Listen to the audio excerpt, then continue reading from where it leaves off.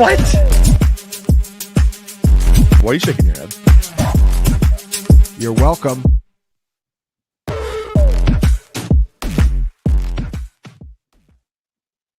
Look, it's Tuesday night, and there's only one place you could possibly be. It's right here, lockedinwithfantasypoints.com. This is Dynasty Points. Proud to say the most downloaded season podcast on the Fantasy Points Network because of you guys. We wouldn't be here without all of you. So whether you're watching this live on Tuesday night or catching it Wednesday morning, we thank you. We're already getting the business from the crowd. Longest intro ever, Pesky. Look, I know we had some stuff to sort out, but we're here. We're live. We are ready to bring it like we do every single week. Toronto Dave says, my body is ready as long as the mind and heart is as well. We're rocking with you. No Jacob this week. We'll talk about why Jacob's not here. He says work. Ryan has a different theory. So we are going to go over that. Of course, I am your host with the most time on his hands. I am Thomas Tipple. You can find me at El Nostra Thomas. With no Jacob, that means I'm joined by Ryan Heath at RyanJ_Heath, Lucas Gilbert at L Gilbert FF. We are going to skip pleasantries because there's a lot to get through as there is in season. But first and foremost, I want to get some thoughts, some opinions, some kind of how do I put it? I want to get a little bit of feedback from what you noticed this week. Just right off rip, right out of the gate. We've been doing it every week. I tend to like it. So Ryan, I'm gonna throw it to you for like your first reactions from the weekend. Maybe more of a general takeaway. I feel like people are tilting way more this year in general in fantasy football than any other first month of a season. Like there are just so many players that people are so frustrated with, whether it's warranted or not. Like your Kyle Pitts, Garrett Wilson, people are freaking out about every running back, including Breece Hall. Like it's just kind of everywhere. The people are upset. Yeah, you mean it's not normal for a soon-to-be 36-year-old man to cry into his hands when he sees his quarterback take out his star wide receiver and most rostered player that look like potentially for the year? That's not normal. People don't do that every time. I mean, I think we all shed a tear for Rashee Rice, but yeah. Not saying it was me, but it could have been someone real close to me. You know what I mean? Like it could have been someone in my vicinity, in my household. Just saying. There is a reason we called ourselves Full Tilt before we were Dynasty Points, because that is us. That is us on a regular. But I believe I texted Jacob as we are undefeated in the Scott Barrett and Danny Kelly Dynasty Invitational. Undefeated top team in the league, if I'm not mistaken. I did send him a text message with many crying emojis, finding out that Rashee Rice and Jonathan Taylor went down this weekend. He told me not to worry. I'm in full panic mode. But that's just the way it is. I think you're right. I just think this year seems to be the most, probably more tilting because we had more, I don't want to say more hope, but I feel like we had more fake clarity on the top picks. What did we say? What did I say? I won't lump you guys into this, but I said from rounds 1 and 2, you can't miss. Like it feels like you can't miss. Guess what? We fucking missed. Big time. Swing and miss.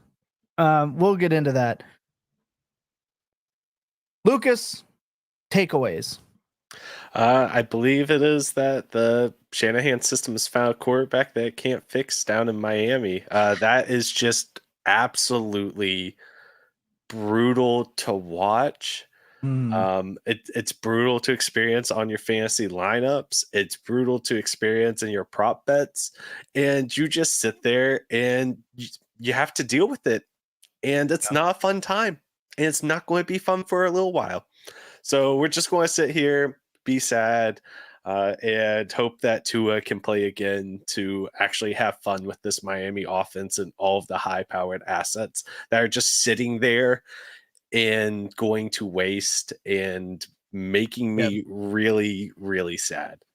Yeah, we're going to talk about all those assets a little bit later. What I saw is that he's going to play in week 8, or he's targeting week 8. So, like I said, we are going to talk about that. My takeaway is the era of the elite running back could be dead. It could be dead. Like the workhorse could finally be completely dead. And we're going to talk about that more. Like Christian McCaffrey was like kind of last man standing already. Now he's last man standing on 2 ankles that could go boom at any moment. So that's not great. And then it was, don't worry, Jahmyr Gibbs is going to separate from David Montgomery. David Montgomery's not going anywhere. They love that dude, and that guy can ball. As much as the fantasy community like has spit on that guy continuously, even when he was with the Bears, he was a league winner like 2 years in a row in the back half. We all spit on him. Then he goes to Detroit. We're moaning and groaning. They get Gibbs, and now, Gibbs is going to take. Not really. They clearly have 2 roles in that offense that they are just sticking with. He's not going anywhere. And then you get Hall, who I heard Rich Eisen talk about today, how he doesn't understand. They didn't put their 240-pound 20-year-old in the backfield on the goal line. Because Rich, if you're listening ever, it's because you didn't want to hear the collective sound of millions of grown men cry when Braylon Allen walked his way into the end zone, Taysom Hill style, to take it away from Breece Hall. And then you get Bijan, who I said, look, we worry about a first-year play caller, right? And I worry about a defensive-minded head coach coming in to coach the Falcons. And Algier seems to just constantly be a pain in the ass for Bijan. So those were the 3 that gave us the most hope about the elite, bell cow, upper tier, first, second, third round running backs. And I think that era might actually be dead. Taylor was doing it, and then he gets hurt. He's 25, hurt his ankle again. That tag and stigma is going to get put on him. Etienne looked awesome, and then this offense died. He's probably the one that gives me the most hope moving forward.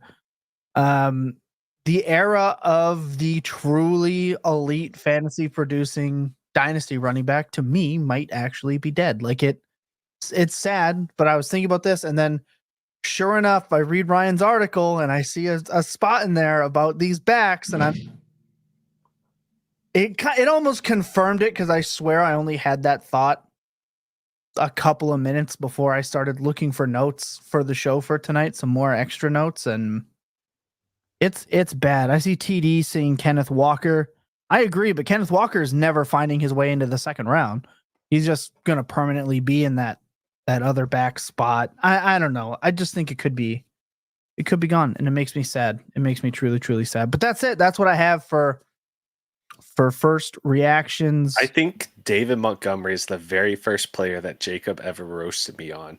And that was back whenever I was living in the comment section of Full Tilt Dynasty, whenever I think you were doing a mock draft or something. I was begging you all to take David Montgomery at some spot. And it was just like 2 or 3 rounds of just absolutely saying, stop recommending we take David Montgomery. So I do remember that. Yeah, that's true. He's just been that guy. He's just been the running back to buy, right? Because he just does this. He does this all the time, and he went to an offense that just loves him, and they do. They love him there. And like I said, he's not going anywhere. You think he's under contract next year too, so he might be another player we talk about a little bit later in terms when we talk about buying and selling. So, yeah. First thoughts. Barry was in here real early on Twitter and said Kyle Pitts is dead to me. And then he made sure to pop back in and say Kyle Pitts is dead to me a second time. You're not wrong. He's a 0. He's one of those players. I think we talked about where Jacob was the 4 of us. We were talking about players that could lose the most value this season. It was Pitts, where Pitts could either go from a round 4 pick to like a round 14 pick. We're at round 14. And there's no sign. Like there's nothing there's nothing positive here at all to take from this, in my opinion. It looks bad. He looks bad. He looks slow. He's winning on vertical routes, according to the data suite, which is nice and all, but they're not fucking running them with him, which becomes a problem. So, there he goes, the third time. Kyle Pitts is dead to me. That's how dead he is to me. 3 times. So 3 times dead. I think he says, I'll say 50. I'll say it. I'll say it.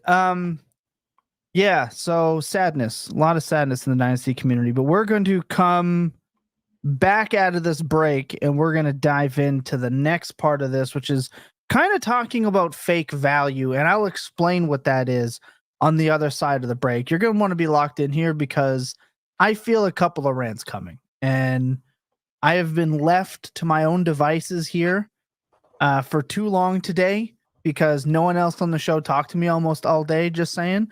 So I've been left on my own to stew on some thoughts, and I have a feeling they're breaking out of the dome at some point today. So lock in and sit tight. Let's talk about fake value because I have seen all over the internet and even in our own Discord, which you can get into at fantasypoints.com. The Dynasty content free this year, may not be next year. So if you want to grandfather your way in, now's the time to do it. Seen a lot of player X put up points. Should I go buy them? Or player X didn't score any points. Should I go and get them now? The price hasn't changed. We talk about this all the time. I wrote Terry McLaurin as a sell in my article a couple weeks ago. Guess what he is for me, guys?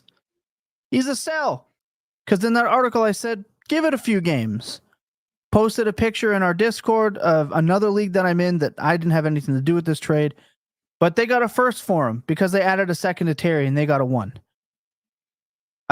Fantasy Points, Discord juggernaut and research guru Dynasty Buck or Andy Buckler was posting and telling us that there are people asking him for a first for Terry McLaurin or asking for a first for Terry McLaurin. So that is not fake value to me. That's value that's actually shifted. It's actually happened.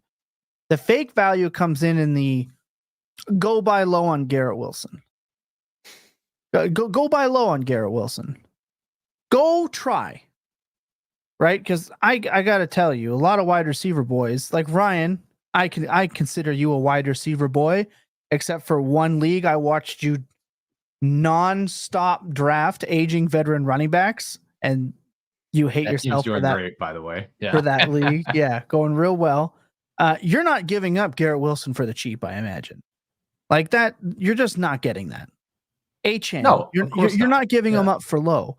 You weren't getting Drake London for low when he was, well, unless you were trading with Lucas, who would have taken Jameson Williams straight up for him a couple of weeks ago. Hey now. I didn't ever commit to that. I said I'd consider it. I'm just seeing if you're on your toes. That's all, baby. So you were talking about like being able to buy low. I'm looking up some trades in Dynasty Data Lab right now with Garrett Wilson. And it seems like people are selling kind of ridiculously low right now for Garrett Wilson. I'm seeing Garrett Wilson in a second for Devonta Smith and Kyle Pitts. That's gross. Garrett Wilson in 2025 first for Bijan Robinson. That seems pretty gross to me right now. Yeah. Rashid Shaheed, a third and a fourth for Garrett Wilson. This doesn't make any sort of sense to me. The only problem with these is some of these are like those have got to be setting specific. It has to be something like weird. The general leagues that most people are playing in, and keep in mind, right? So if you look at, let's say, the fantasy footballers, for example, the largest fantasy football brand and podcast in the world, they are reaching 8%, right, of the fantasy community.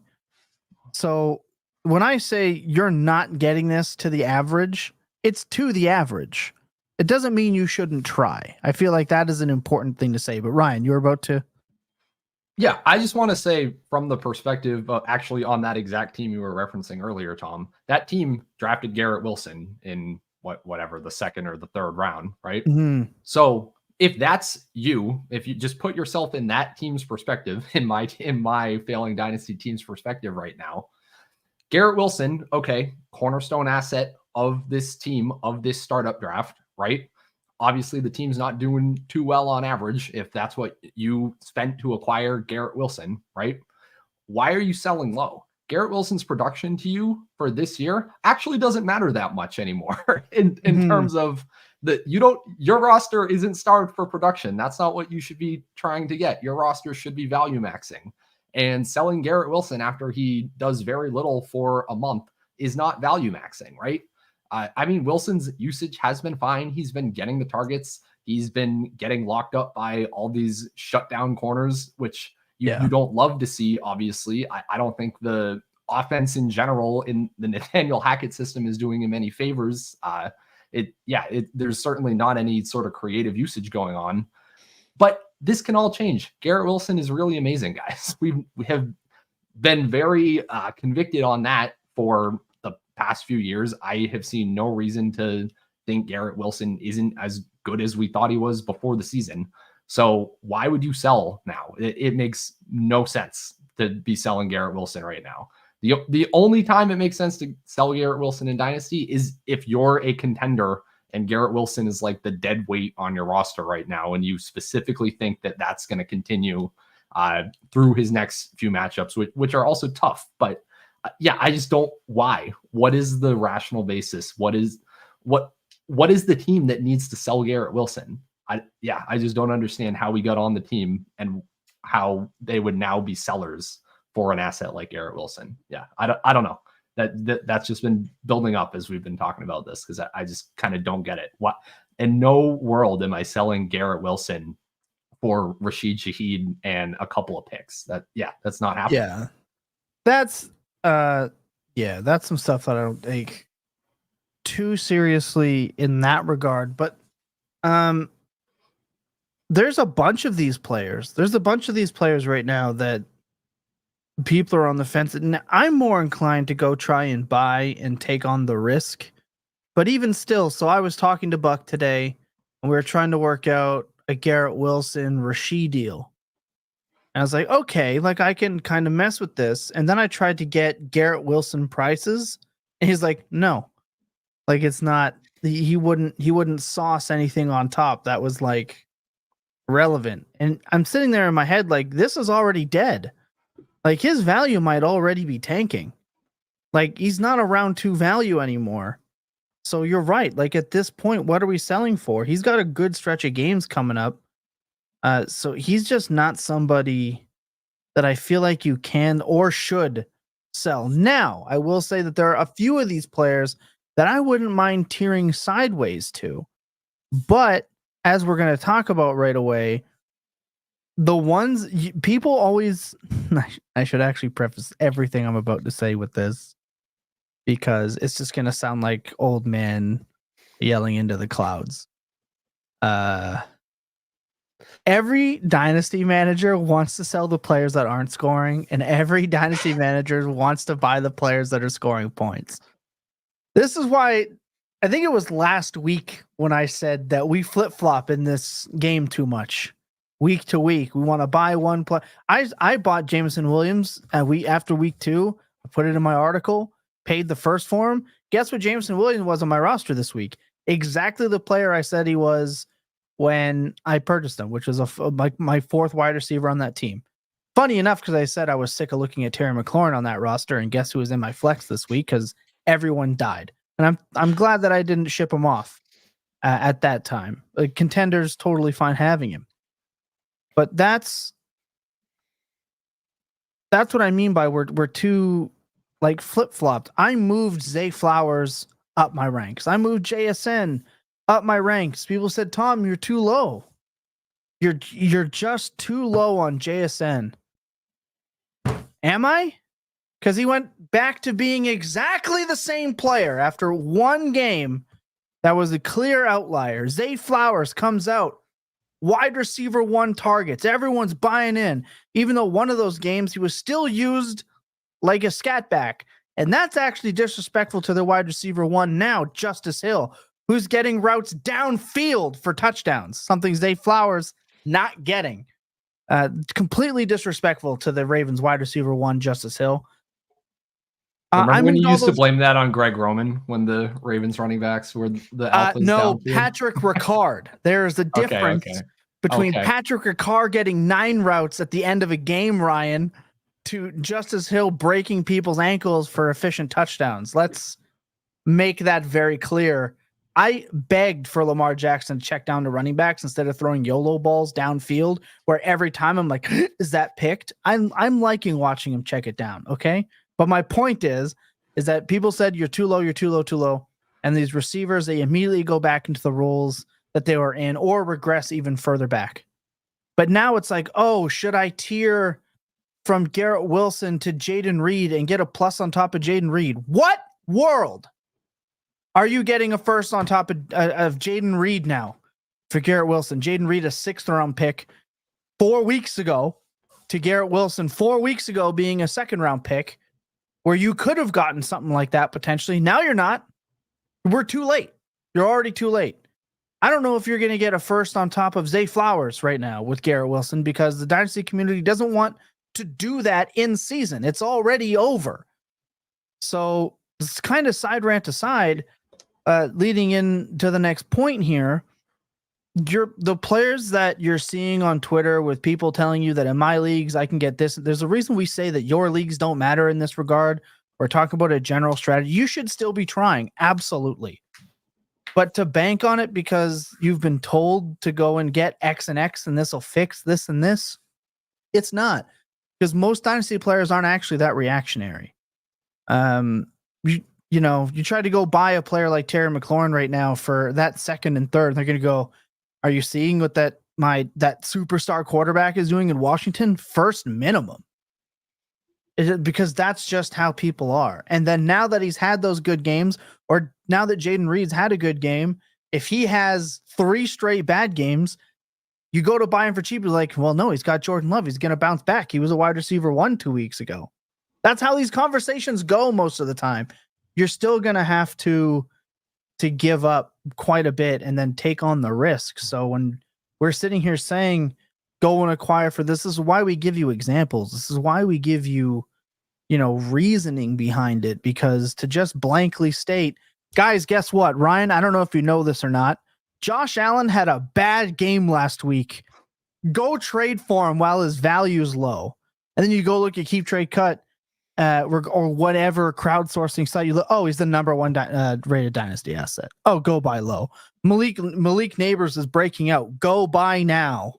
The 3rd ranked player by the community. Be realistic in your targets, I think, is the final advice with this side rant that I wasn't planning on doing.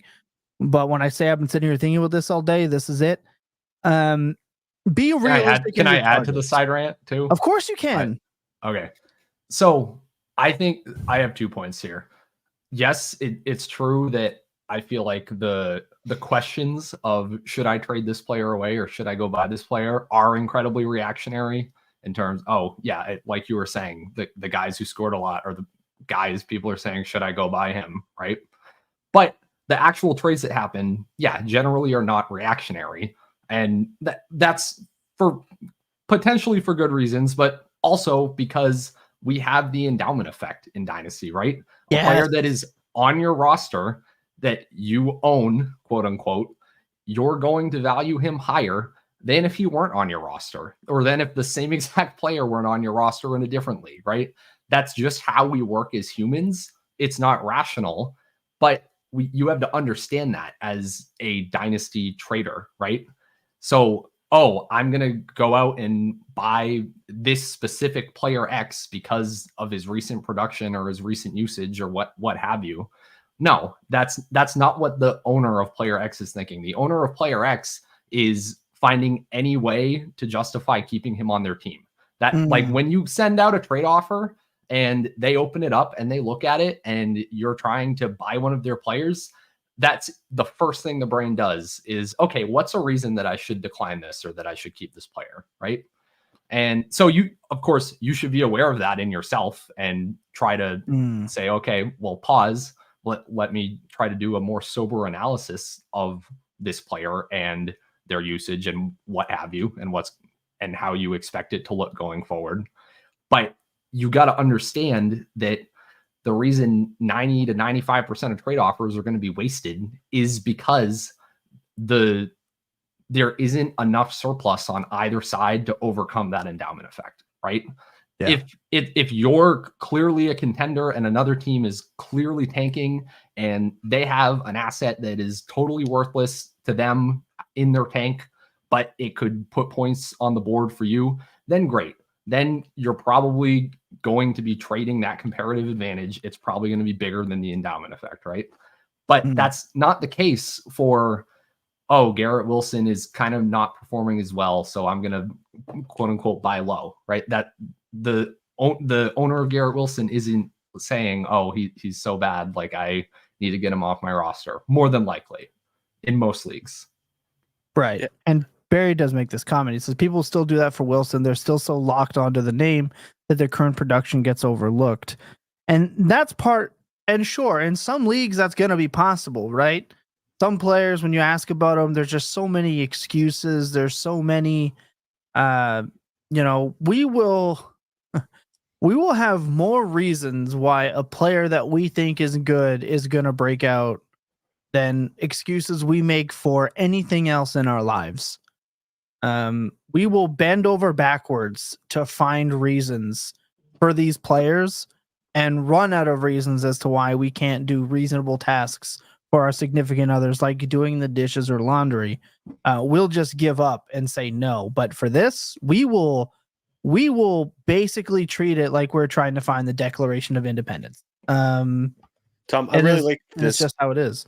I really like this question from Keith here about how do you actually go about, finding or deciding who you want to trade for or what your trade targets are? And we've said it so many times on the show, is that you're really just looking for those buying windows and then also the scenarios that make sense for folks.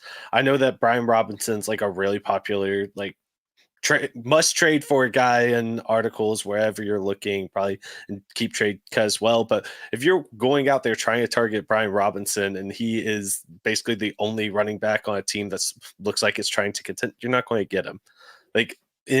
With Malik Neighbors too, if that's on a contending team, that person's really not going to move them for, more proven assets or whatever. It's not going to work for, a rebuilding team, because why would he move off of his best asset? You have to look for the scenarios that actually make sense and work for both of you, like what Ryan was just talking about.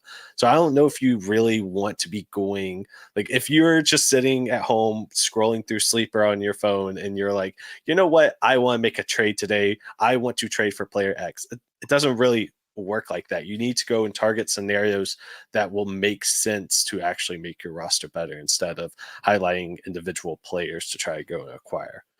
If you want to acquire players, you do that in the off season. That is not an in-season mindset. Yeah, you don't try to acquire specific players. You target certain situations in your league. You go look at the 0-4 team and it's, oh, look, he has Travis Etienne or whatever, who's not been performing well, right? Or Najee Harris, or these are at least serviceable running backs potentially. Can that help my team? Oh, it can. They can plug into my flex and improve me. Okay, cool. Or I have a high conviction on the Travis Etienne talent bet. Okay, this is a good time to make an offer, right?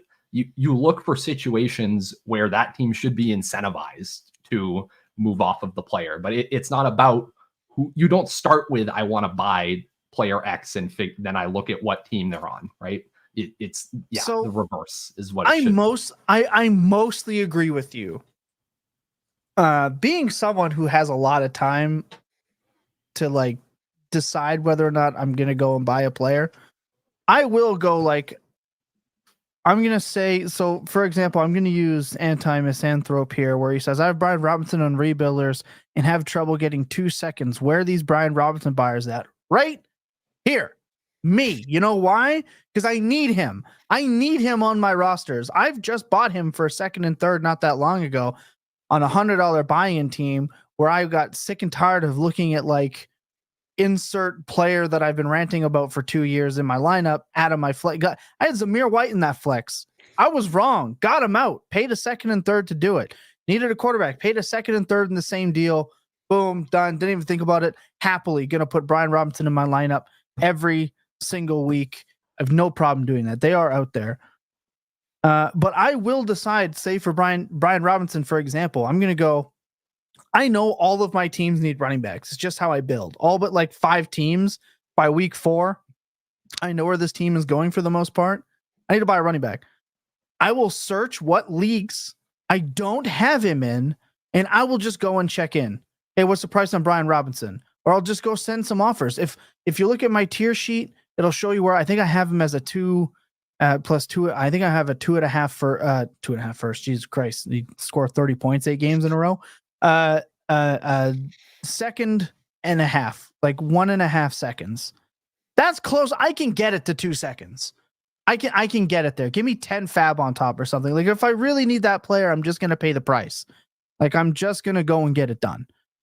Because I feel like that's important. I'm not going to nickel and dime on a deal like that every time. Sometimes I will, ask Buck, but not every single time. I mean, ask Lucas. I nickel and dime that dude on every deal we make. Oh but my gosh, yeah, you've taken me to cleaners on nickel and dime and trying to get a deal done. Ugh. But I think that there's a difference between saying, I'm going to go and acquire Puka Nacua today. I have to acquire Puka. Twitter told me that he's not going to be back till week 10 and to go buy Puka Nacua. So I need to go and buy Puka Nacua. I'm not going to do that. I'm going to look and say, could this team use Puka Nacua? I'm going to look him up, and I'm going to look at every team I have, and I'm going to go, does this make sense for me to get Puka Nacua? And if not, I'm not going to force going and getting him to say that I need a share. I can't tell you how many times I see a trade screenshot from somebody who I respect at different times, who I generally think are good players, and they're like, had to go get my guy. What do you think of this trade? And I'm just immediately like, this is dog shit. Not saying that I make like the best trades all the time. Like I'm not saying that. You can pull my trades.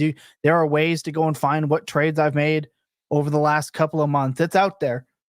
There's a reason we put ourselves out here on this show all the time. There's a reason why every year we do a things I missed on, things we are terrible at. We pull our own receipts. We have no problem. I have no problem when someone pulls a receipt on me because I've got that myself. But when I see these deals where it's like you've traded 2 good wide receivers, a first and a second, to go and get Rome, I'm just like, you're just doing it to say you acquired a share. You've killed that team now. That team is dead.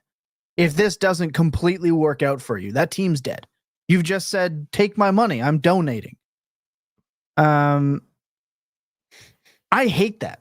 There's just, I can't stand seeing that. So like Ryan was saying, that mentality where I have to go and buy player X because he's just the hot name or I really like him. That's fine. But I think it's dumb.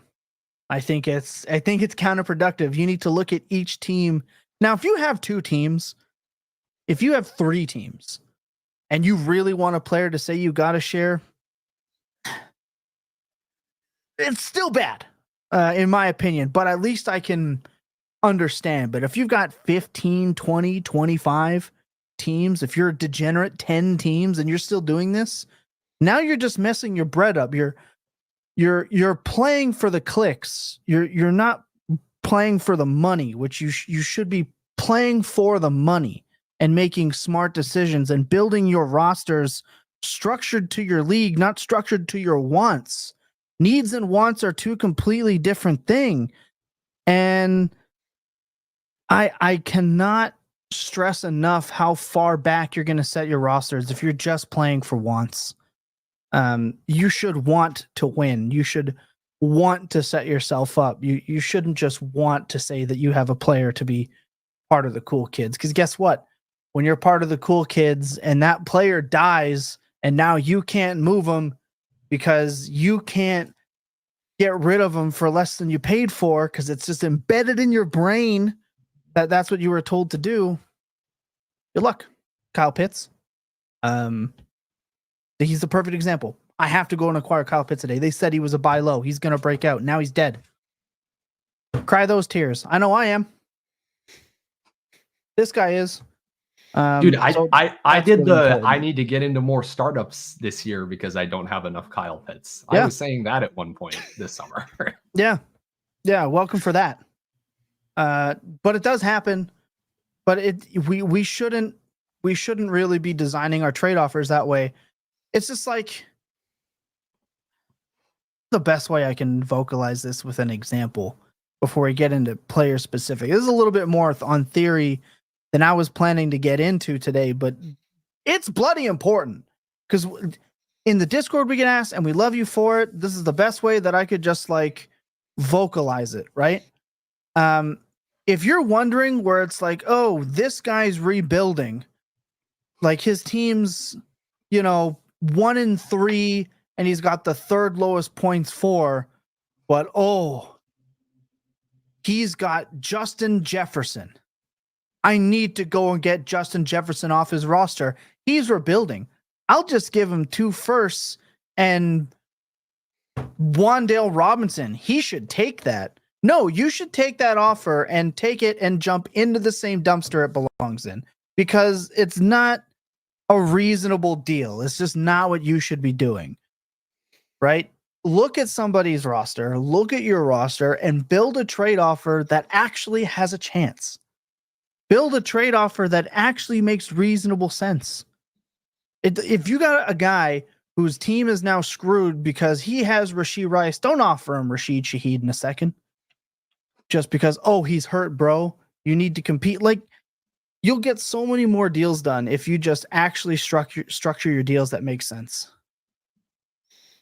At the end of the day, if you have points on your roster that you want to get off and you're like, you should be going and trading for the hurt players.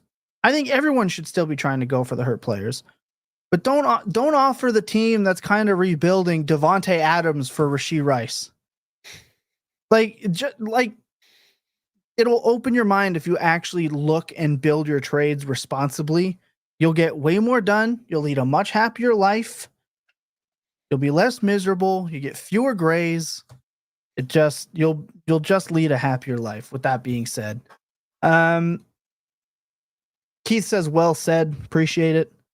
That was a great question. I think we didn't hit the second half of that question, which was guys like, are we targeting Mahomes and Waddle as buy lows, and what makes them or whoever else a better target? I feel like that's an important part of that question that we didn't fully get to. So I'll ask Ryan first. What actually makes a player someone you want to buy? When people always ask us, who are you targeting right now? How do you come up with the names that you give people or that you're actually looking for in leagues that you're actually playing in? Not just blind advice, which I also see online that I can't stand. So there's a couple things. I guess at its most basic level, I'm somewhat of a believer, especially early in the season, especially for players that we thought were good 4 weeks ago, that I'm a big expected fantasy points guy, right? Yeah. I will always be the sucker who is going to feed his family with expected fantasy points. I'm going to see that I actually don't know where Garrett Wilson ranks in expected fantasy points, and we should use a different example than him probably. But if I see that Amari Cooper works, yeah. If I see an Amari Cooper, who I believe top 12 wide receiver by expected fantasy points right now, not producing like it except for in one game, an Amari Cooper team that is I have 1 or 2 teams like this, right? So they probably exist elsewhere out there. Team that thought it was competing, maybe had a couple injuries or something, has Amari Cooper on his roster. Amari Cooper's kind of doing nothing for him, obviously. There's no incentivization to hang on to Amari Cooper right now if that team, it doesn't look like it's going to win, right? But Cooper, obviously, the usage has been very good just in terms of target volume with the expected fantasy points. There's, I'd say, more than an outside shot that Jameis Winston is starting at some point this season for the Browns. I would call that a likely upgrade over what they've been doing with Deshaun Watson right now.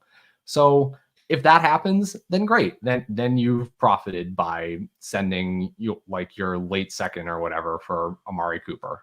Or I don't know where he's at on keep trade cut right now, but late seconds, late second, early third, something like that would be totally fine. Doing a deal like that on a contender. So I like to start at kind of like I was saying, from is the production not matching the usage? Is there any semblance of hope that it might, right? If Tua was out for the season, I wouldn't be calling Devon Etienne like an expected fantasy points buy, right? But given that he's not, it's Devon Etienne, so he's not. But Jaylen Waddle might be, right? That might be an okay contending buy. Personally, I'm not letting go of any of the Jaylen Waddle that I have on my non-contending teams, but that's a player that somebody might that I could see it, right? So that's where I'd start is just kind of, is the utilization there, and can we expect the situation? Is there an out for the situation to get better at any point going forward? I think that's what makes a buy low. Yeah, that was very well said, Lucas. So I think that there are definitely times that a player will be highlighted as, like, if they're going to be at their lowest, it'll be because of reason X. And Jaylen Waddle was mentioned in the question. Ryan just brought him up. So right now, with the way the Dolphins are, if he has a low point in value, you're kind of looking at right now. I'm not ever really targeting it the week after like a big event happens, because nobody's going to trade him then because they just feel like you're trying to take advantage of them. So I don't recommend doing that. At least wait 1 week, but don't wait so long that they've already suffered long enough and then they're not ever going to move off of him. But I'm mainly looking at like what my roster needs and what tier of player will start to satisfy that. So if I'm just looking at, and I need an RB2, in an ideal case, I'd love to get Brian Robinson. If that doesn't really work out because the team that has him, it just doesn't make sense for them to move off of him, then I'm looking at players within that same type tier, that same archetype to go and target. Maybe I'm moving on to a James Conner next. Maybe I'm moving on to an Aaron Jones next. Just going down the list inside the same tiers of like what you're looking for to fill what your roster needs. Like, sure, it'd be great, especially whenever, say, you're only in like 3 dynasty leagues.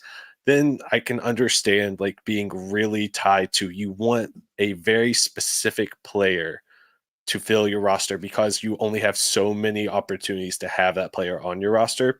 That one, it does make it a little different. Still don't force trades, but I completely get it. It's not like with Jacob's, 70 some odd leagues. I don't even know how many leagues he has at this point, but it does change from time to time. But I'm really looking, if you haven't your ideal case for an archetype, go check them out, but then don't be afraid to move off of that to players that still fill that same role. Yeah, I like a lot of that. I like a lot of what you guys said with that. I'll add to it naturally. I want to trade for the old and busted. I want to trade for the high risk players because to me, that is just something that I feel like you can benefit the most from as a contender. If you're telling me that I could go and get a Amari Cooper right now for as cheap as I can for some like a Cowing and a third, or a Ricky Pearsall, I want that because that's going to be points in my roster. I believe in the player. There's a bounce back possibility. We're like 3 drops and a called back penalty away from a guy like Amari Cooper being looked at differently. I love those guys. And even some contenders are going to be willing to let those guys go if you're actually willing to pay and not nickel and diming as much. Now, I know I'm the king of nickel and diming. Anti even says here, Thomas, the master of squeezing out every drop of value, hates when a team loses value. Yeah, I know, it's shocking. But I will say I'm also okay losing a bit of value with the quote fake overpay, right? The fake overpay is your greatest tool in getting a trade done for a player. If it kind of feels gross in terms of like, that's maybe an overpay, do I really do it? Not every time, but like, add that second. We had someone in our Discord today saying like, oh, would you, now he wants me to add a third to get this Bijan deal done. And like I was talking to Buck, what he said, do it. Just do it. It's a third. Who cares? Like, do you know how rare the opportunity is to get a player of that caliber onto your roster? How hard that is to do? Go and do it. Go and do that thing. So I overpaid for Tony Pollard in a league not that long ago because I needed a running back. I paid 2 seconds.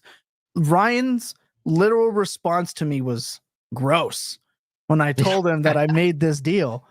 And like, I'm okay with doing it. So don't take it as like, I do that. And yeah, sometimes, You said doo-doo. yeah, lol. We're adults here. We're professionals. But there are situations that you can do it. But to end this whole thing, because I feel like I could just go on about this for 3 straight hours and no one wants to hear that. We'll lose all of our subscribers probably. Situational matters. Don't just do what your heart wants you to do and play to a structure, and you'll be way better off for it than you are now. We're going to take another break. When we come back, we're going to catch up on some of these comments. Then we're getting into actual players, some trends, and some stuff that we definitely want to talk about here from week 4, looking into week 5. This is Dynasty Points, so sit tight, lock in.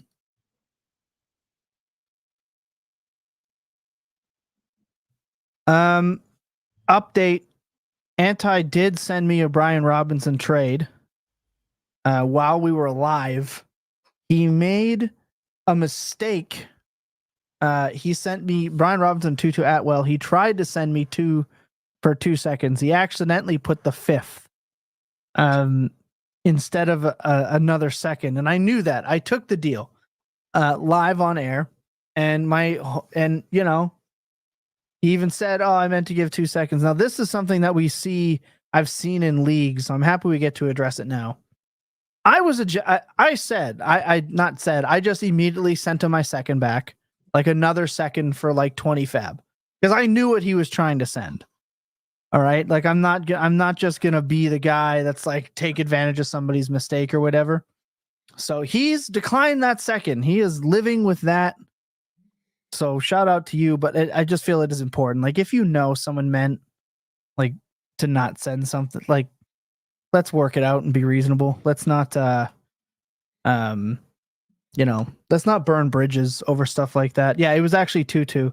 So Keith says adding 2-2 instead of 2-2s is peak irony, and I agree. Barry says you'll pay the Thomas tax. No, you see, here's the problem: is I'm not charging the Thomas tax. I'm getting charged the Thomas tax, which doesn't make any sense.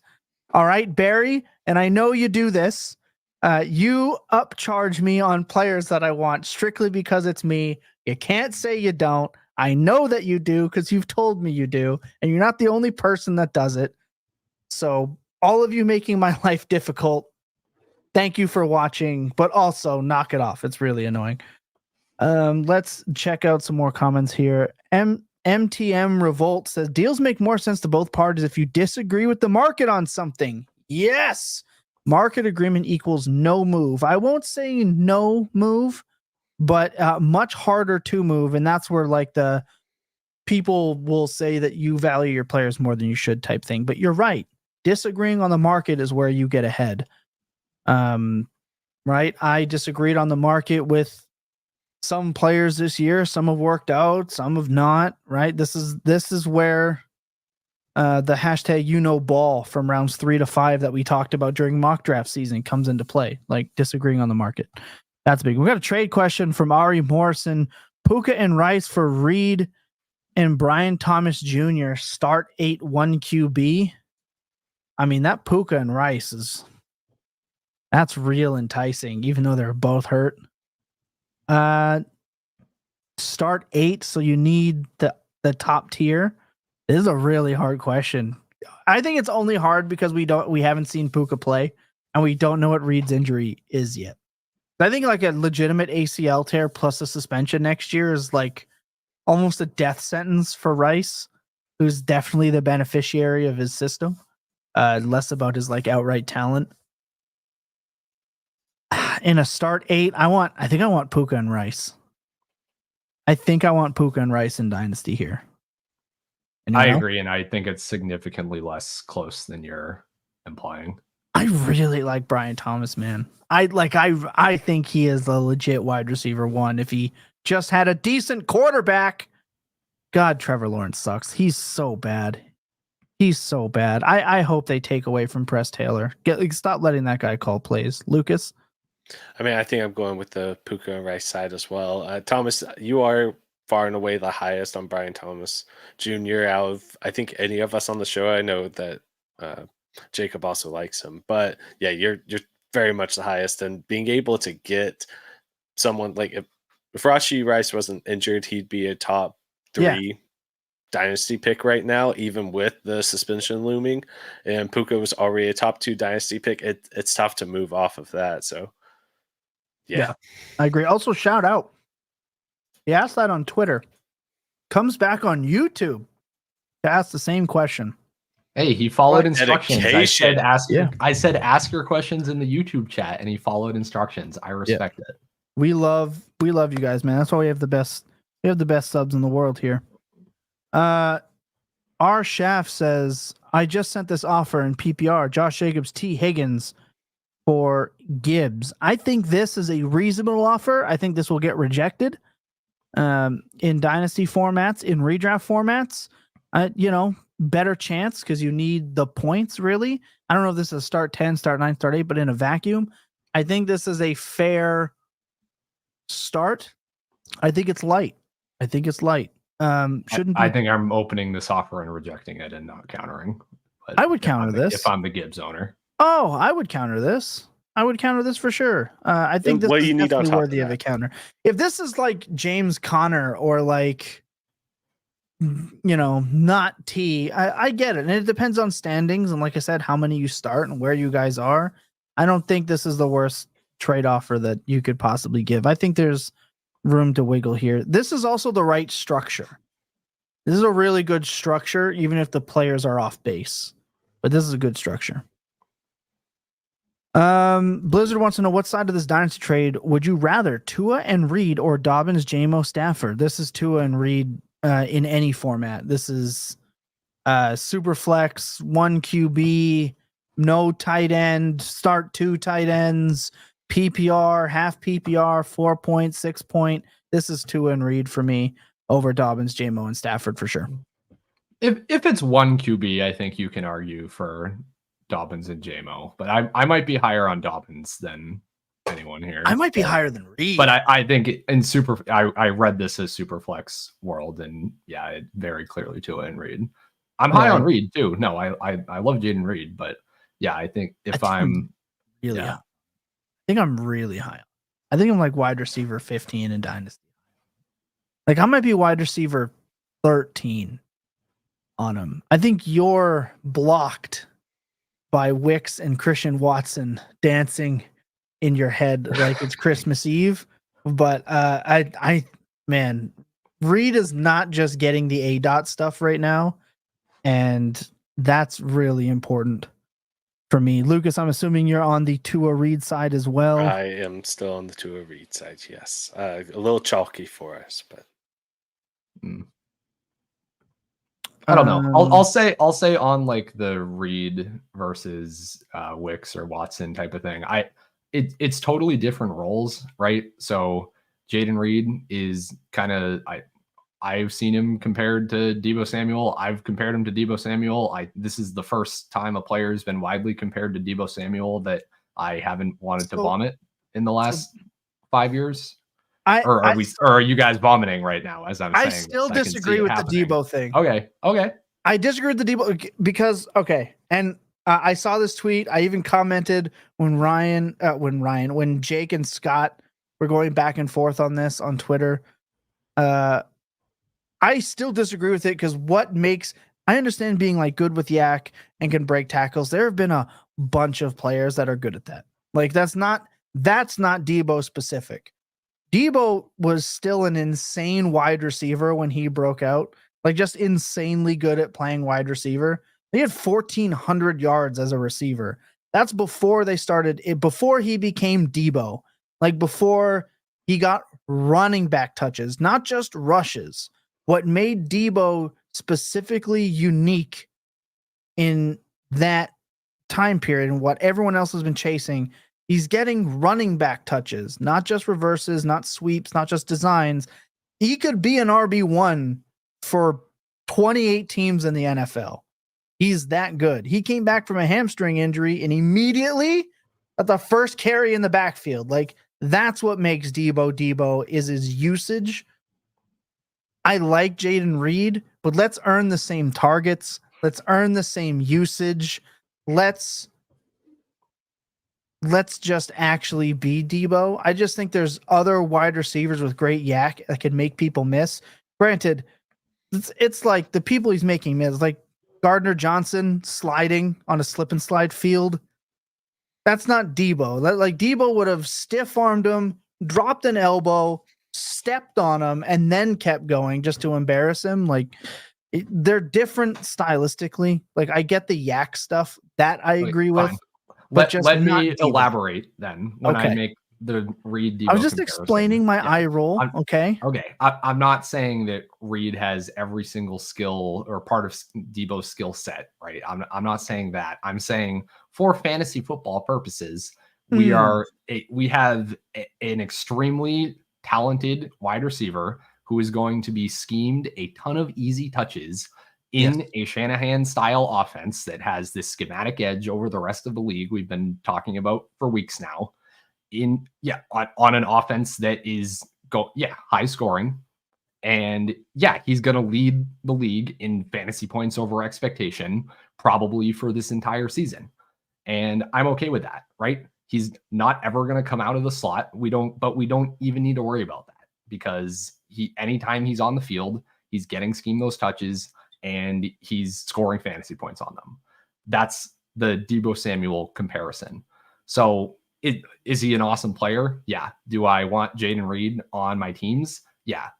Is that a wide receiver who is ever going to touch like top 8 dynasty wide receiver ever in my wildest dreams? No.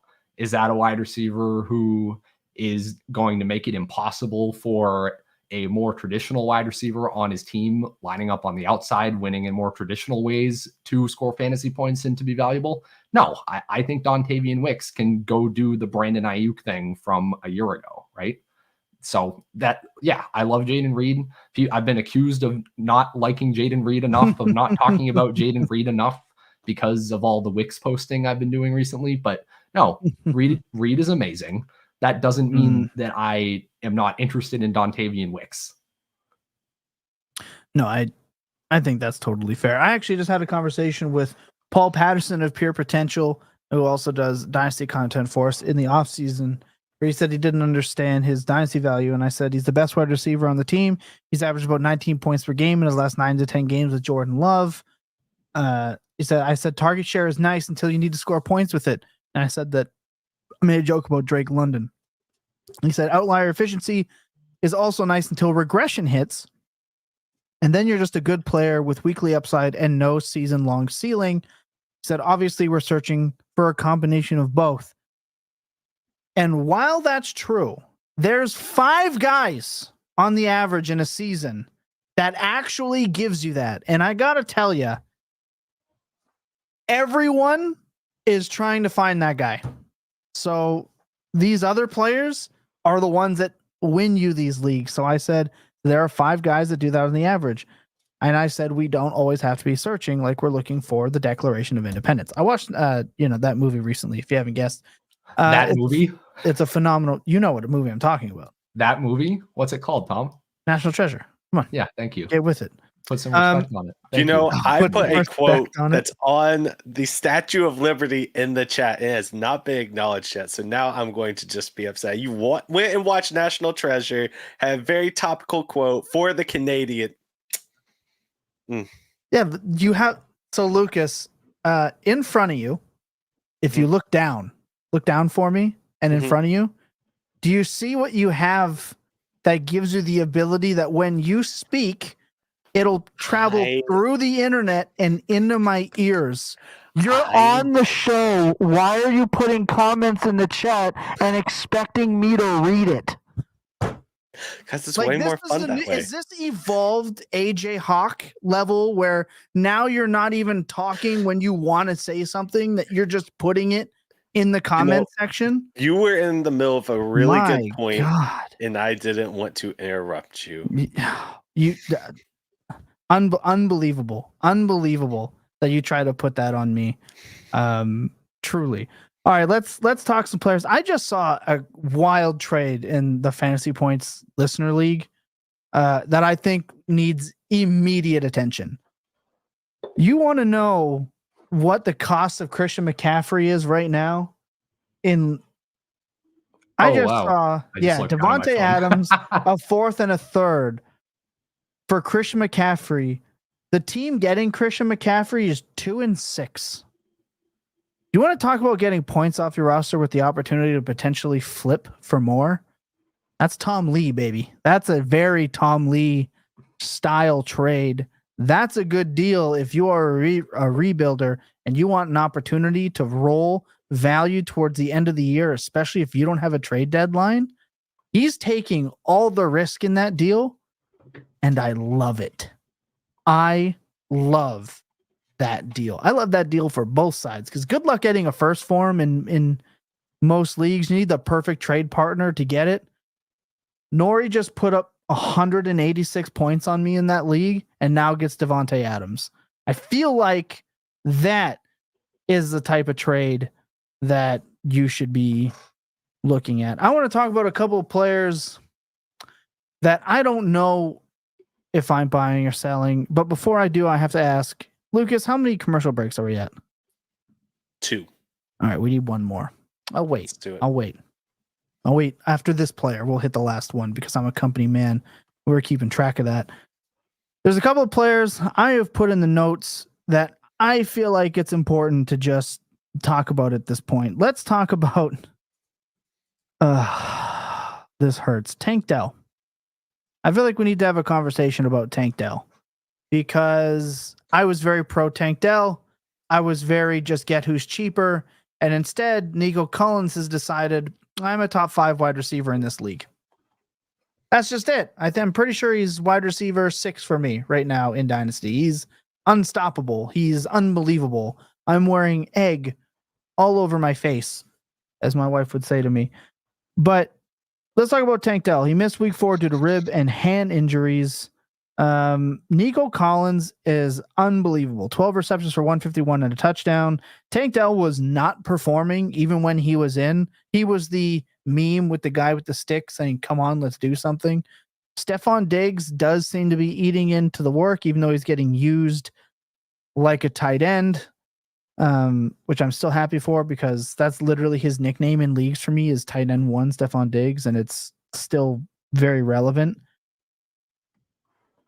Just insane. Collins' last 11 games of CeeDee Stroud, 82 receptions, 1,288 yards, 6 touchdowns on 109 targets, damn near 22 points per game. What is actually there for Tank Dell? And is he a player we target as someone with more risk? Or are you just out entirely? Are you trying to tier sideways? And if so, to what? We talk about how to identify players. To me, Tank Dell is a player that I am identifying as a player that I want to buy, but feels really gross paying the price to do it. So let's talk about Tank Dell, because so far all signs are bad, really bad. There's not a lot to give us hope here. Mixon's coming back, so they're going to be back to running the rock. Everyone else in that offense is broken out except for Dalton Schultz, who sucks anyway. But let's talk about Tank Dell. I think it's just so unfortunate, especially with what you were having to pay, even as like one of the cheaper options out of the two. Sorry, the cheaper option out of Nico and Tank, wherever they were both almost matching each other week for week until Dell went down for that injury. And I don't know how much of this is maybe him still like working his way back, or because he was gone, it just allowed Stroud and Collins to continue to grow without him. I do think, though, that there is going to be light at the end of the tunnel. I just don't know what a fully realized Tank Dell looks like at this point in time, especially with our assets on that offense. I think there's value after the season with Tank Dell, and if you can acquire him at a discounted price, I mean, we've already been going over that on the show, but if you can have the opportunity to acquire him and not have to pay the premium that you were having to do in the off season, then I think that it's definitely worthwhile. But you're not buying him for this season. There are, like, on a rebuilding team, if you can get him as a throw-in whenever you're trying to potentially pass on a player that's projected to score more points, I think that will work out really well for both managers in that point. Like, you take on that risk, you take on the depreciated asset at that time, but knowing that, like, I truly think that this is the worst he's going to be for the next 3+ seasons. Like, I think that it can only go uphill from here. And it just sucks looking at some of the other wide receivers that were drafted around him. Thomas, I am curious if you would do Tank Dell or Jameson at this point in time. Oh, bro, you're absolutely killing me. Just because you know how much I don't like him. Oh, I know it. That Applebee's 2 for $25, man, was so good. It was really good. And then he goes out and has a great game. And then he goes out again and gets a 2 for $25 with an appetizer, so he can get 3 for $39. And then he had a game this week where I think that this is just kind of what he is. My heart tells me Tank Dell. My brain tells me JSN. I think I would take JSN straight up. I think I would. I don't think you'd get it, but I'd actually be willing to add on to JSN to do it. So there you go. I'd be willing to add on to Tank to get the JSN. I think. I just think that it's clear. There's a wide receiver 1 in this room. Tank Dell's, it looks like he's been alpha cucked, and I try to avoid the alpha cucked wide receivers. This is one of the reasons I don't have a lot of Devonta Smith, because he's been alpha cucked, and when AJ Brown is there, AJ Brown's him. So I don't know. Maybe this will bite me in the ass, but I'm kind of on JSN there. Ryan, where are you at with Tank Dell now? He's frustrating, man. I think Dell is a logical buy on rebuilding teams. I'll say this, right? So the whole thesis of when we were arguing all offseason about, is it better to tear down to Tank Dell from Nico Collins to take the 2 round and a startup discount and just take Dell instead, right? The reason you did that was, okay, these 2 wide receivers scored within half a fantasy point per game of each other when they were both healthy and playing together in Stroud's rookie season, right? And you're getting that security of Tank Dell is tied to one of the best young quarterbacks in the league for the entirety of both of their rookie contracts, right? Mm-hmm. None of that's changed. What's changed is, in a 3-game sample, Collins has balled, right? And Diggs has been there, right? Has commanded more targets than Tank Dell. But look, the expected fantasy points on Tank Dell per game is like 11.7. Yeah, he's underperforming that very significantly.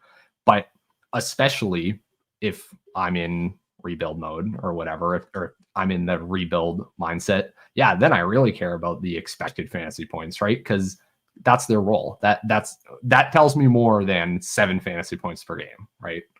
Okay. So yeah, I'm still Dell over JSN. I think if you'd asked me like exactly after week 2, I would have said JSN probably, but yeah, I'm still gonna lean Dell here.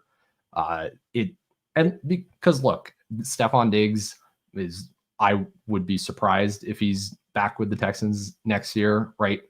This situation can improve in the near future in like good timing for a rebuild if you're trying to do like a quick 1-year rebuild, or yeah.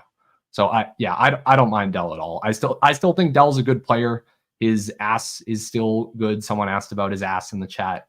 But third on the team, below Collins, below Diggs. But in the larger sample, Dell was a top 3 or was top 1. I believe he led the league in average separation score as a rookie. So, that's where I would lean. Is okay. I still think Tank Dell is about as good as I thought he was 4 weeks ago. So let's break it down then. There's a couple trades here via Dynasty Data Lab. Let's talk about it. We have got DJ Moore or Tank Dell and Ricky Pearsall. I'm very tempted to go Tank Dell and Ricky Pearsall.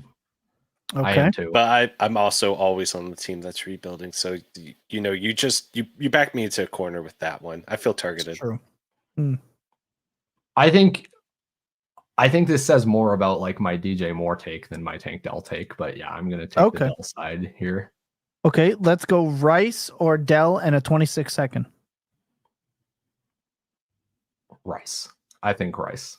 I agree. I'm big. Because either side of that deal, you're obviously taking both risk. sides of this deal are taking risk and devaluing current production, right? Or short-term production. So yeah, give me the guy that's been a top 5 wide receiver in a small sample. Yep. Okay. Let me message you a bit. Jonathan Brooks or Tank Dell? Straight up. Because I know my answer. It might surprise some people, but it's Jonathan Brooks. I think it's Brooks. I think this is a deal where I think both sides can make sense. I think this is one where if you're the contender and you're trying to get Brooks a week or two early, then I think this is one that can work out for both parties. But yeah, I'd rather be on the Brooks side of that. Yeah, these are right on the line too. This is a very good job of picking these trades because it hurts a little bit to actually state which side you want to be on. But I think it's still Brooks here too. Okay. Let's talk about a few more players that I just want to mention that stood out to me before we get out of here. This show ended up being a lot more theory than I thought, and I hope you enjoy that. But we truly mean that when I said that these can save your season in the title, that's not clickbait. Changing the way that you approach trades can save your season. It can save your outlook. So let's take a break. We come back, got a couple players. We'll get our picks, and we will get the heck out of here. Sit tight. Let's talk about a few more. I like to call them tweener players. And what that means is they are players that I think will not ever hit elite status anymore, but they're not worthless. Right? So that's why I go Tank Dell. He's not worthless, but he's not really in my opinion, Tank Dell doesn't have the opportunity to ever hit round 2 or round 3. He just can't do it, in my opinion. Like, a lot of things would have to go a certain way, including Stroud actually doing what Jacob predicted, which is break a ton of passing records and such. I don't think anyone's breaking those records right now because offense sucks. It just sucks right now, unless you're like 4 guys. It's terrible. So let's talk about some tweeners. And one of my favorite tweeners to talk about, and there's a reason I picked it, because I like a week 4 to 5 victory lap. Travis Etienne and Tank Bigsby, baby. Etienne has been bad.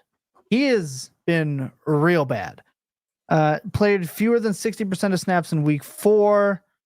He did end up having a shoulder injury. Tank Bigsby is emerging. Bigsby's 21 carries for 172 yards is 8.2 yards per carry.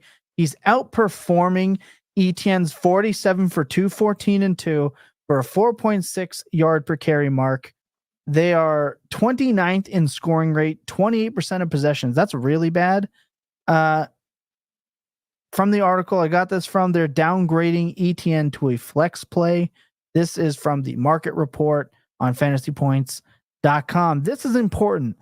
And if you remember at the top of the show, we mentioned that Ryan thinks he knows why Jacobs really not here. And guess what? It's because we were going to talk positively about Tank Bigsby, because all offseason, Jacob commented that he might be the worst player in the NFL, and Jacob is afraid. But Ryan, I think you have a little more on it. Yeah, so let me take you to my Monday afternoon, right? So more than 24 hours before we recorded this. So I'm at work, bored, scrolling Twitter, as one does. And I'm coming across some of Jacob's film takes on Chase Brown, right?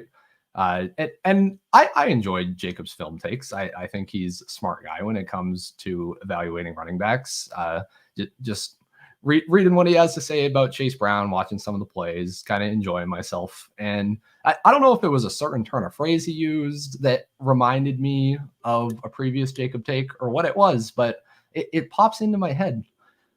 Jacob was so high on Tank Bigsby coming out as a prospect, higher than probably anyone in the industry, certainly anyone on this show. Why hasn't Jacob taken the Tank Bigsby victory lap yet? What's going on? He's outgaining Travis Etienne in games they've played together this year. That Tank Bigsby has 10 more rushing yards than Travis Etienne in the 3 games that Bigsby wasn't hurt for. So taking out week 2, right? Leading the league in yards per carry. He's looking awesome. He just got both of the goal line attempts last week, right? Travis Etienne, literally the thing that Jacob made fun of everyone for thinking last year, going into last year, that Tank Bigsby was a threat to Travis Etienne. Tank Bigsby is unironically a threat to Travis Etienne right now. Travis Etienne, 12.5 expected fantasy points per game this year. He's averaged 12.7 fantasy points per game over his last 13 games. I believe since he got injured in the London game in 2023 is what that split is. Jacob, where's the victory lap? Tank Bigsby's awesome. You were never wrong. You were just early. Why won't you take accountability for your good takes? I don't understand it.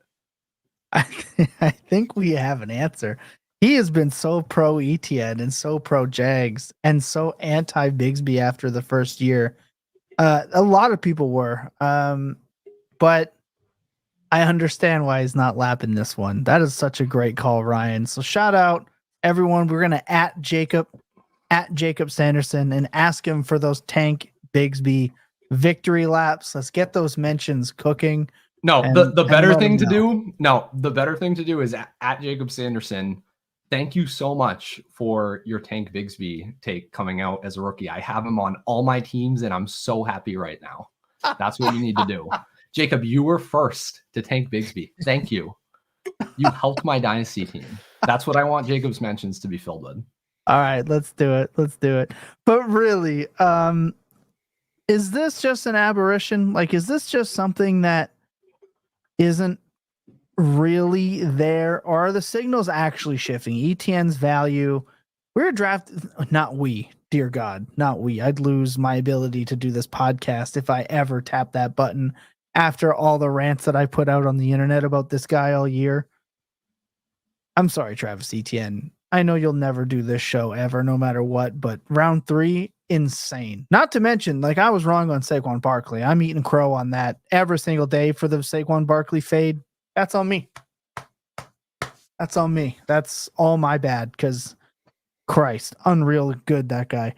But let's talk about it. Is he even worth buying right now? Like, so I think the angle of buying Travis Etienne right now is Doug Peterson went out in his post-game presser and blamed his players for what happened on the field, essentially. I believe the quote was, I can't us coaches, we can draw it up, but we can't do it out there on the field or whatever. Did you notice he caught himself right after? Did you notice? I didn't see any catching himself in that clip at all. Because he goes immediately after, he goes, but if you want to point the finger at somebody, you blame me. I'm a man. I can take it. Yeah. I feel like he immediately realized that he just threw his entire team under the bus. It was like, shit. Yeah. But regardless, this has the energy of a coach that's going to be fired sooner than later, right? And I'm not saying that that's happening 2 weeks from now. I'm not even saying it's going to happen before the end of the season. But I think your angle for the Travis Etienne buy right now is okay, whoever has Travis Etienne in your league is like me, is a person that's extremely sensitive to the utilization for running backs, right? That's what I care about more so than even are they scoring fantasy points, is what's the utilization look like. If Travis Etienne is the RB 27 in expected fantasy points per game, I'm pretty down on him, right? Maybe you can come take him off my hands. If you have the conviction in the Travis Etienne talent and think random coaching staff X also might recognize that, then I think you buy. And then I think that's how that works out for you. And it's not even that crazy to imagine, because this is exactly what just happened for the Ken Walker conviction people. And I'm kind of jealous, right? Not that Ken Walker's price was ever that reasonable or ever where Travis Etienne's is right now, but you get a new coaching staff come in and is like, okay, Travis Etienne is clearly the better runner, the better everything. Then great, then you're profiting. I don't know that that's going to happen. I'm not buying Travis Etienne at the moment. I would love to sell Travis Etienne, especially on my rebuilding teams. But I think that's if I was Jacob, that's what I'd be saying probably.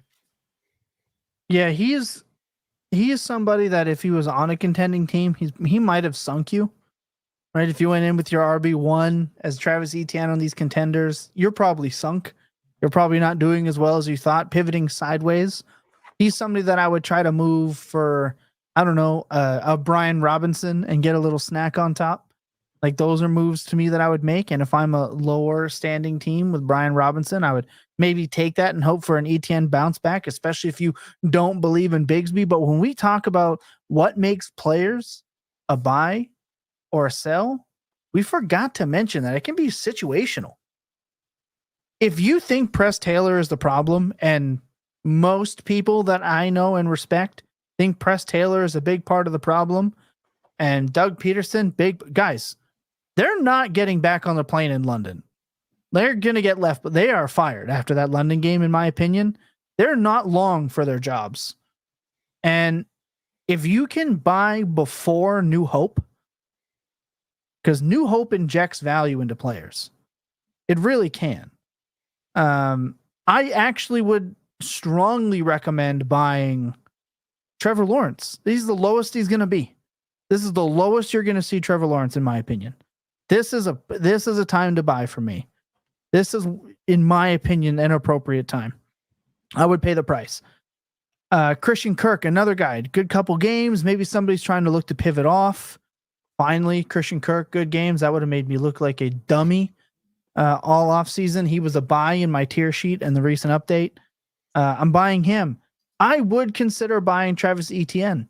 I really would consider it, so long as the price reflected his current production.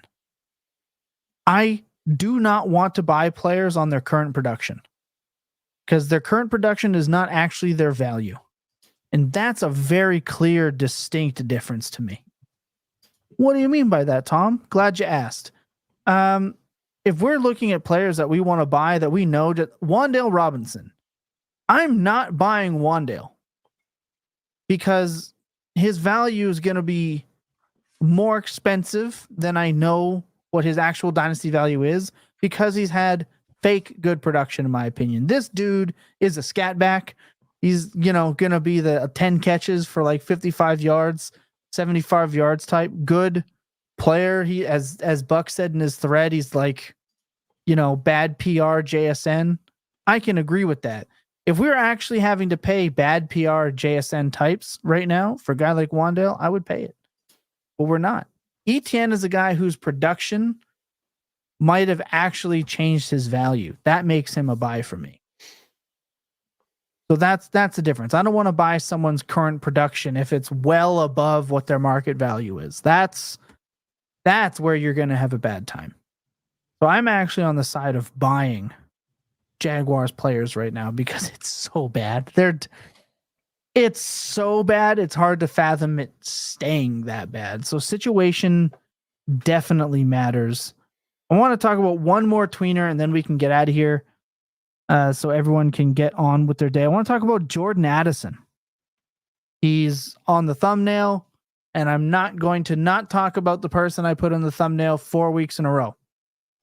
We're talking about Jordan Addison, And with Jordan Addison comes all the receivers that are in that little cubby of value. So let's talk about them. We have the JSN, Jalen Waddle, Brandon Ayuk, Addison, Zay Flowers, DJ Moore, T. Higgins area of keep, trade, cut that stands out to me.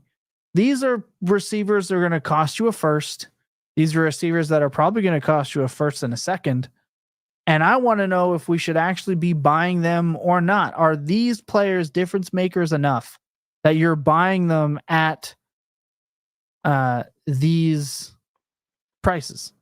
Because there's some that I would and some that I admittedly wouldn't, but they're all the same value based on who had a better game than the other this week. Let's be real. That's what's making it. So let's talk about it, because these wide receivers are your flexes, they're your wide receiver 3s. There's some people wide receiver 2s because they're degenerates. Let's talk about them. Jordan Addison came back from the injury, 3 for 72 and a score. He looked like he was going to start cooking to start the year and suffered the ankle injury. I think he had 3 for 41.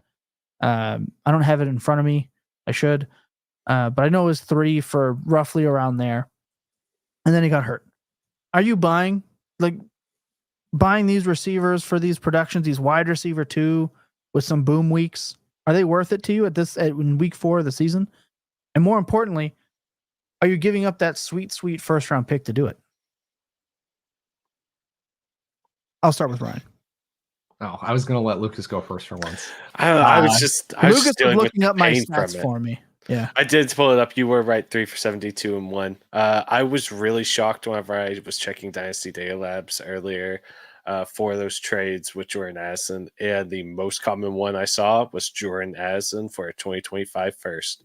That was all over the place, which it kind of makes sense, though. I don't think that if you have Jordan Addison, you would want to move him for anything less than a first. It just doesn't make a lot of sense for you. But I don't know too many times that I would really actually be looking to move my 2025 first for Jordan Addison. Now, Ryan, you might have like a scenario where that makes sense.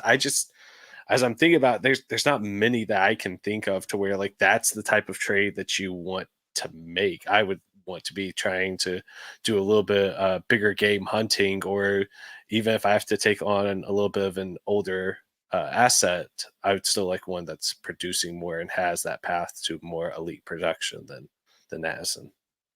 I'll give the even stronger take. I think sending your first for Jordan Addison right now is I think that's some of the least bang you're going to get for your buck as a first on a contending team, because that's the only, we'll say that's the situation. I think I have a super late first that's getting as close as possible to the value. And I want Jordan Addison. Jordan Addison, I don't think is the difference maker to your title odds this year, right? So him being let's be real, very likely the third option in this offense after TJ Hawkinson comes back, which I don't know if we've gotten recent news on that, but could be in the next month or so. Wouldn't be particularly surprised. By the time fantasy playoffs are around, TJ Hawkinson is probably close to 100%. I like this offense. I like having pieces of this offense in theory. Highest pass rate inside the red zone over the past 3 years, I believe, belongs to Kevin O'Connell. It didn't really change when Cousins left.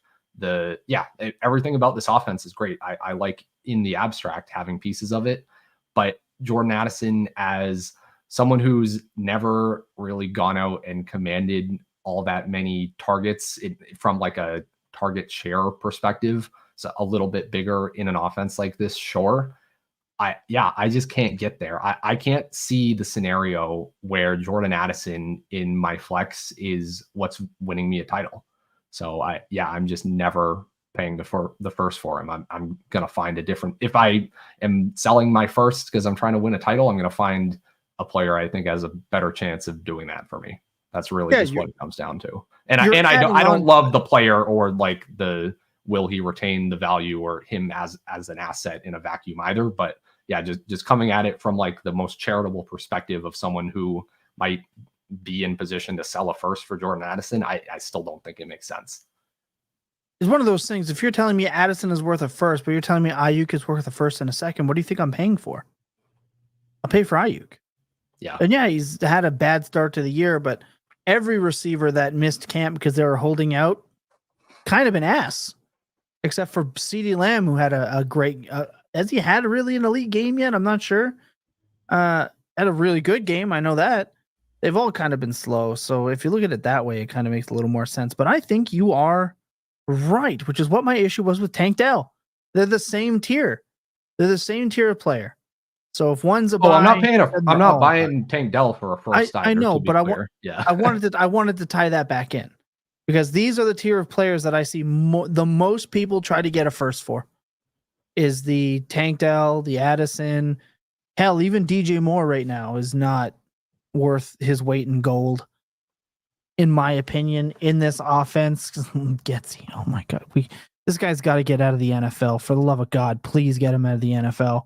But it's the George Pickens. Now, there are players in this tier that I think don't belong here. Jalen Waddle doesn't belong here. Jalen Waddle's worth more than a 1. Jalen Waddle is a player I am buying. You want to talk about situational buying? The Miami Dolphins. Buy. Please buy. Please go buy Jalen Waddle and just pay the price. Pay the first and a half. Pay the price. It's going to pay off. We know it's going to pay off. This offense looks so night and day. It's insane. And we know that. We know he's great. Pay the price. He is actually somebody that I would pay the price above his current production for sure. But then you get the Jayden Reed. I definitely pay a first for Jayden Reed. He's, like I said, he's becoming like a damn near 2 first player for me. He is unbelievably good in my opinion. I'm all in. But if you just apply market and take situation and apply that to your league, I'm telling you, you're getting. Oh, he said Getsy is with the Raiders. My fault. It's the other one that I'm messing up here. But because Getsy was with Chicago last year, if I'm not mistaken. Correct. That was the legendary Jacob Brandt from earlier. Right. My bad. I'm living in last year. Waldron, there's the one.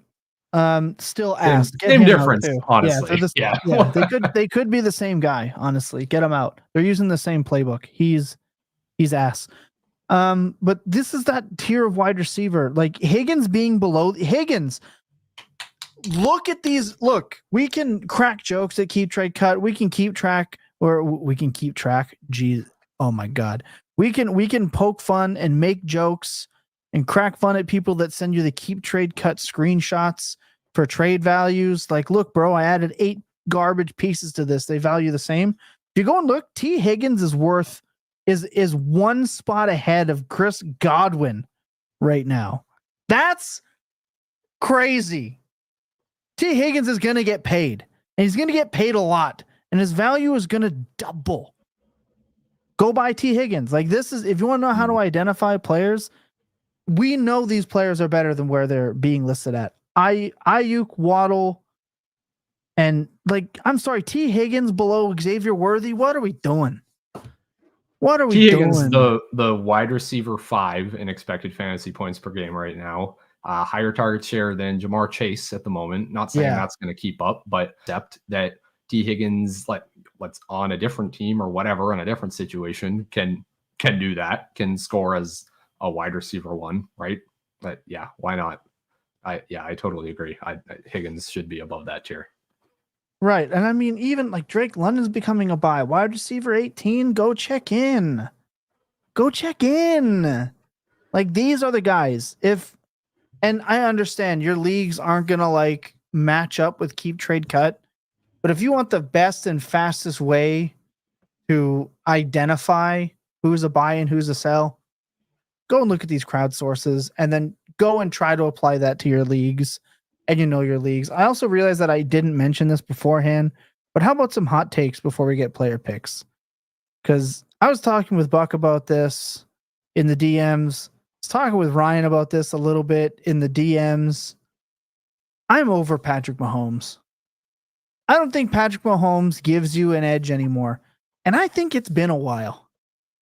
I think Patrick Mahomes is settling in with every other pylon with some minor rushing that comes with it. Because the NFL has changed. And it's really become, if you're a pocket passer, really hard for you. Really hard for you. I'm not buying Patrick Mahomes as a buy low. I'm not doing it.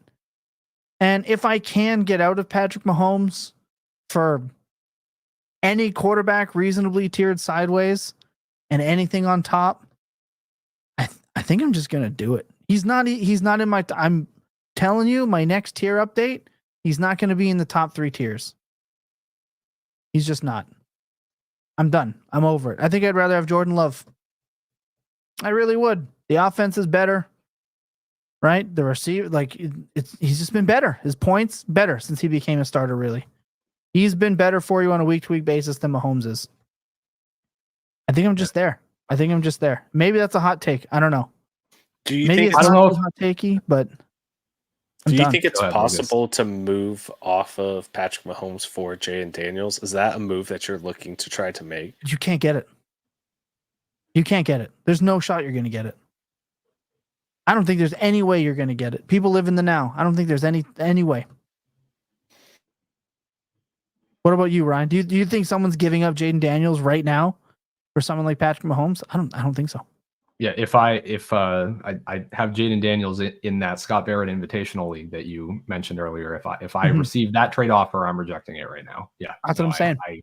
So here's why, right? If you have Jayden Daniels, team's probably a contender, right? That's a reasonable assumption.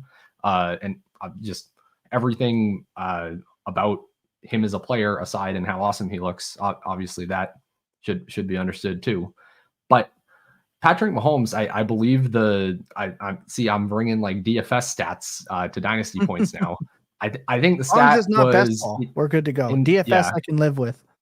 In his last 18 starts, 20 starts, something like that, has not got in the regular season, has not gone over 22 fantasy points a game or 23 fantasy points in any game over his last 18 starts. I hope I'm not totally butchering that, but the point is Patrick Mahomes is not actually a week to week advantage, right? In terms of that's what I'm saying. Winning your matchup.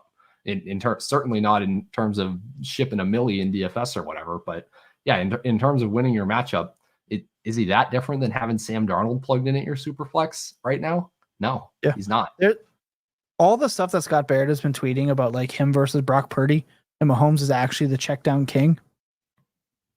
Just what it is. Here's the tweet from Scott Barrett. Patrick Mahomes has failed to hit 21 fantasy points in 13 straight games. Here are some QBs with more. Josh Allen, 9. Lamar Jackson, 7. Brock Purdy, 6. Josh Dobbs, 5. Derek Carr, 4. Desmond Ridder, 3. Russell Wilson, 2. Bryce Young, 1. I think Patrick Mahomes is bored with the NFL. I think he doesn't care until the fourth quarter. And then he locks in. That's why he is a phenomenal quarterback. He is the best quarterback in the NFL. But for fantasy, he's just kind of a pylon now. It's just the way this offense operates. They run the ball way more than we want them to. And in the most boring way. The Chiefs are boring to watch. Shotgun dive up the middle. Shotgun dive up the middle. Shotgun dive up the middle. Get the fullback out of there. Stop it. Like Kareem Hunt was brought in off the street and he came in this week and just got so much work. Yeah, CEH is going to do the same thing, by the way. Right. Yeah, and I really hope he does. He was away for a mental thing, and I'm hoping he got himself right. Because that's really hard to deal with. Pro athletes, they're people, right? So sometimes got stuff to deal with. But over their last 13 games, this is the one that really ticked me off. Patrick Mahomes has 15.4 fantasy points per game over his last 13. Russell Wilson has 17.1. Yeah. Drink that in for a moment. I'm going to go put on my Broncos Wilson jersey and just lift it up for a moment again. Right. It's bad. And what's on the other side? No Rashee Rice. All right. Xavier Worthy turning into Tyreek Hill tomorrow. It's crazy. It's crazy how much I think Tyreek Hill changed everything on that team. Because really, since he left, Mahomes hasn't been the same fantasy asset. He's not doing the things that he would. So I think I'm done. I think I'd rather have guys like Jordan Love, Brock Purdy, etc. if I can get anything close. And here's where I think someone might bite my head off by the end of this year. I don't think Patrick Mahomes is a first-round pick next year. He's not. I don't think he is. I think like Daniels will be. Want to talk about a guy that I think could end up going 104? Jayden Daniels. And Ryan and Jacob said that in the offseason, in our draft era of the offseason, where we said if there's a guy that you should be smash picking every time at 3-4, it's them.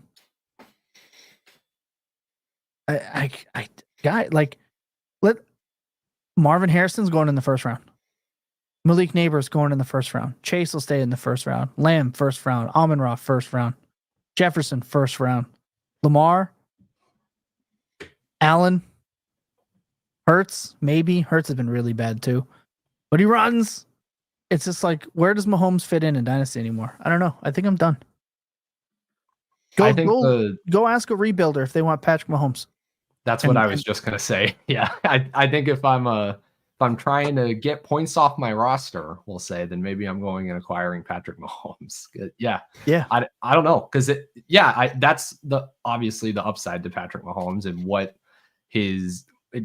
I viewed him as even before the season, and I think what maybe more people will come to view him as now is this is the quote unquote safest long-term asset you can possibly get, right? Just because of how amazing of a real life player he is. We know Patrick Mahomes. He's not going anywhere. Give me Patrick Mahomes against, would I say against the field at quarterback right now to be playing to be the most likely to still be playing or still be valued as a top 10 dynasty quarterback 10 years from now, right?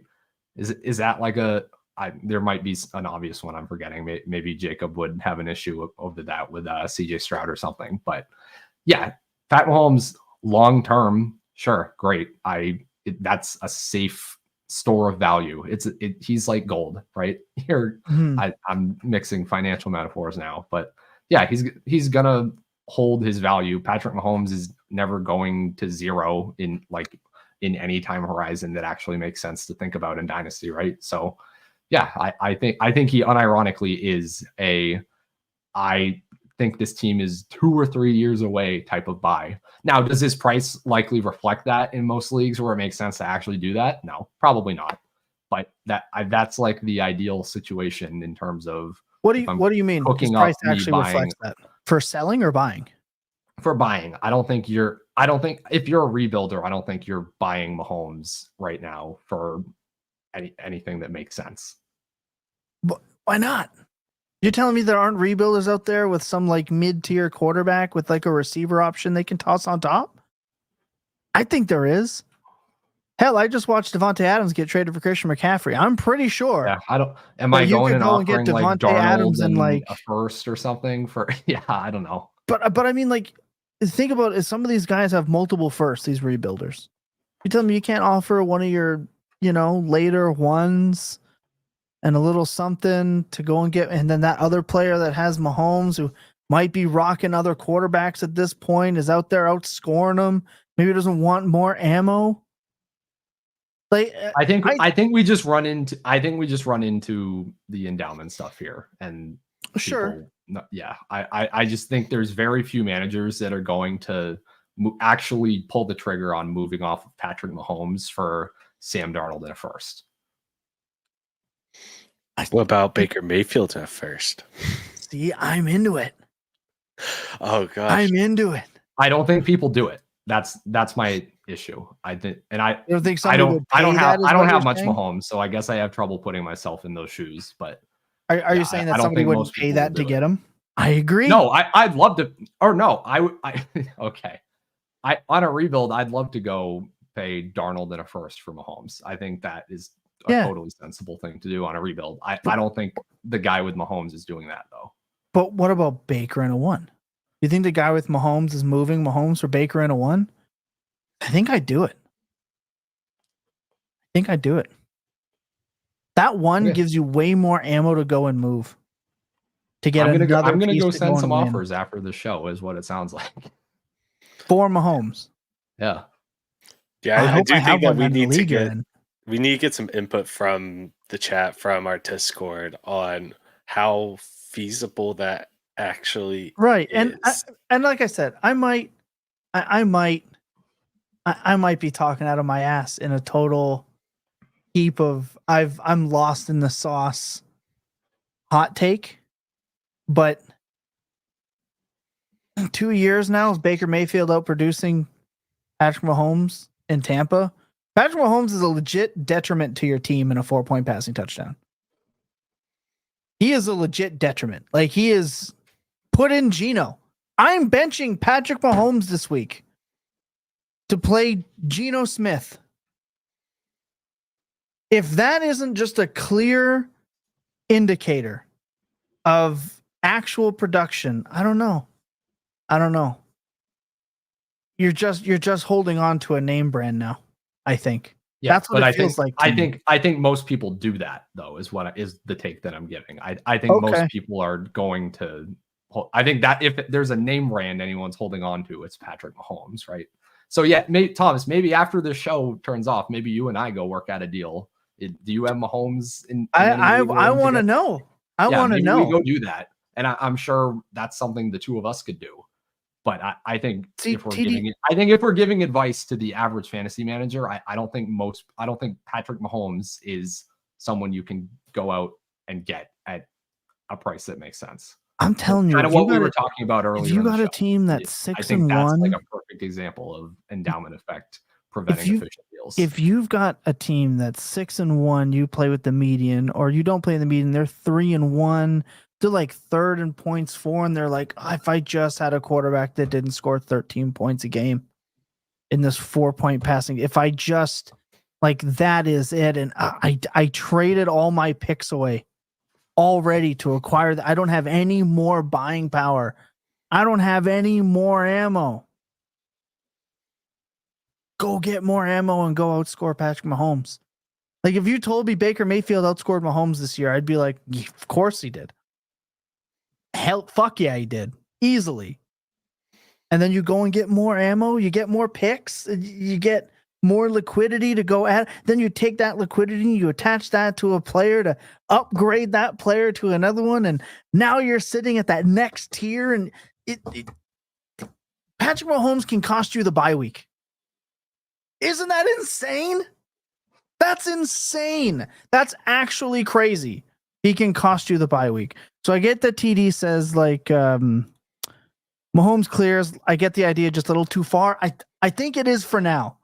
I'm telling you, 3 more weeks of 12, 15, 14, grind the ball, run it. Rashee Rice news. Xavier Worthy isn't putting up 20 points. Kelsey's great, but that's all they got. Justin Watson. I'm telling you, it starts to really begin to turn the wheels in the brain. You want to hear some players that are more valuable in your superflex spot right now? Please, Patrick Mahomes from the Warlord. Please say some non-quarterbacks. That would be. Oh no, there's so many non-quarterbacks that are more valuable right now. Right. Patrick Mahomes, the Warlord. Right now, his WAR in a superflex league, if he's in your superflex position, so not even as your starter, but as your superflex, is 0.11. So him being in your superflex gives you an 11% chance, like additional chance of winning your league, just based solely off of his performance. People higher right now, Derek Carr, not a surprise. Joe Flacco on a per game basis is more valuable. Of course, we have Brock Purdy in there. I already said Derek Carr. Aaron Rodgers, more valuable. Oh, Brian Thomas Jr., Mike Evans. That was the main shocking one. Tony Pollard, Zach Moss, Jawan Jennings. Those are all players. Jawan Jennings is off of one game. Let's Chuba Hubbard. Yeah, that's what I'm. He's entering just player receiver territory. That's disgusting. That's gross. It's gross. He can literally cost you the bye week. So I'm telling you, Ryan, it sounds nuts and it's really hard to do. I'm just saying, and maybe like I said it at the beginning, it's a hot take. It's galaxy brainy. It might be pushing it a little bit too far. I totally get that I can be memed for this. I understand. I'm just saying, in the home league, I have Mahomes. I can't get rid of him. I can't trade him. I tried to trade him. I tried to trade him for 2 years. Best offer I got was Bryce Young and a 1. Glad I didn't take it. I'm not joking. Not even the great value hunter, Jacob Sanderson himself, would take him in the home league. Can't move him. So it's not, and 6-point passing touchdown leagues is probably a little bit different. But in the 4-point leagues, man, I'm telling you, start to consider it, everybody. Because unless something drastic happens, and I don't know how it would, that the Rams Chiefs game from like 2021, Oh gosh, it's not coming through the door. what a glorious game! It's not showing up on your rosters with the way the NFL is going and the way he's going. I don't see it. So I think maybe it's time we start really having that conversation. Maybe I'm the first one that has. I don't know. Maybe I'm the first one that's really saying it out loud to do this in Dynasty Superflex, but he hasn't been Do you the want to get a 101 deal for done while. on air right now, Tom? What do you got? Ooh. You can open Ooh. up your roster right now. I have no idea if you have Mahomes in any league that we're in together, but we can try to do this. Okay, I'm gonna go to break. Right, I'm gonna cut a break and I'm gonna load up the player picks. I'll let you go last. All right, on the player picks, you go and find leagues that we're in. If I've got a Mahomes, you let me know. Yeah, I'll go search right now. There's only like 5 that we're in or 4 that we're in, and you let me know. We're gonna go to break. But I'm just saying, think about it, people. You might not be a round 1 pick next year. And I don't know if I want to be holding the bag. Sit tight. We'll come back. Player picks. All right. So we don't take 2 hours. Although you guys love the 2-hour shows. You guys have loved the 2-hour shows. You have been asking for more of them. I had one person ask if we could do 3.5 hours so they can not only cut their lawn, but they can do the weed whacking as well. And I told them absolutely the hell not.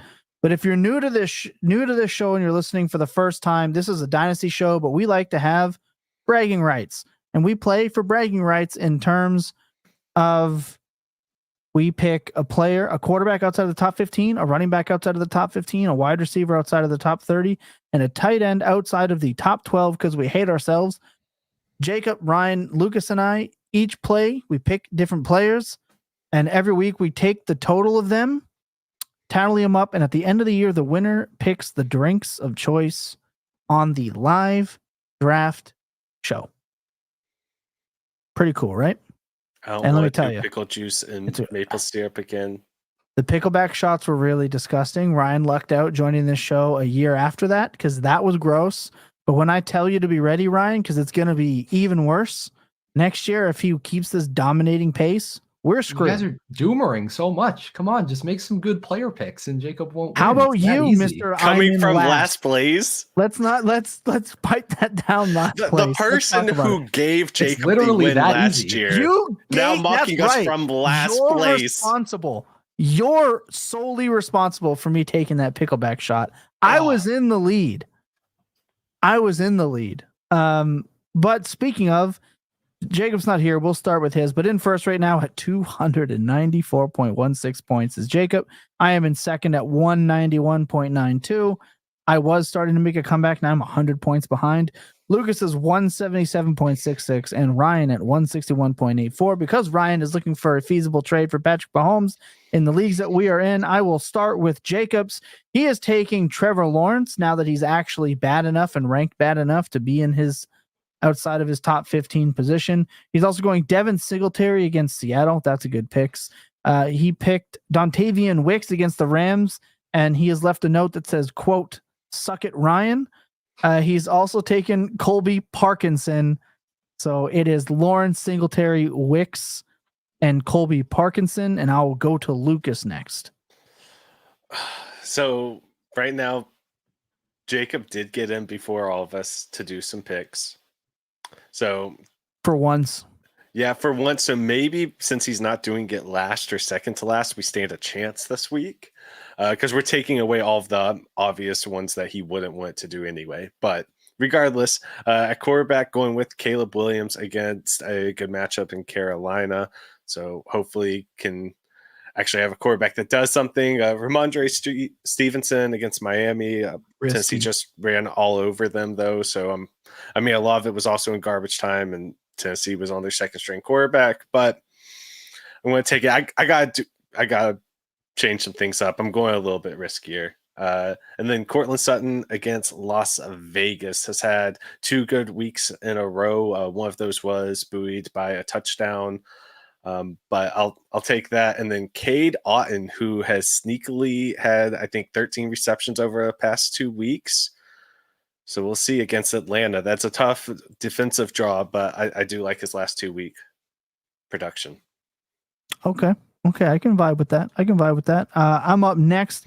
I'm going back to Sam Darnold because I love him.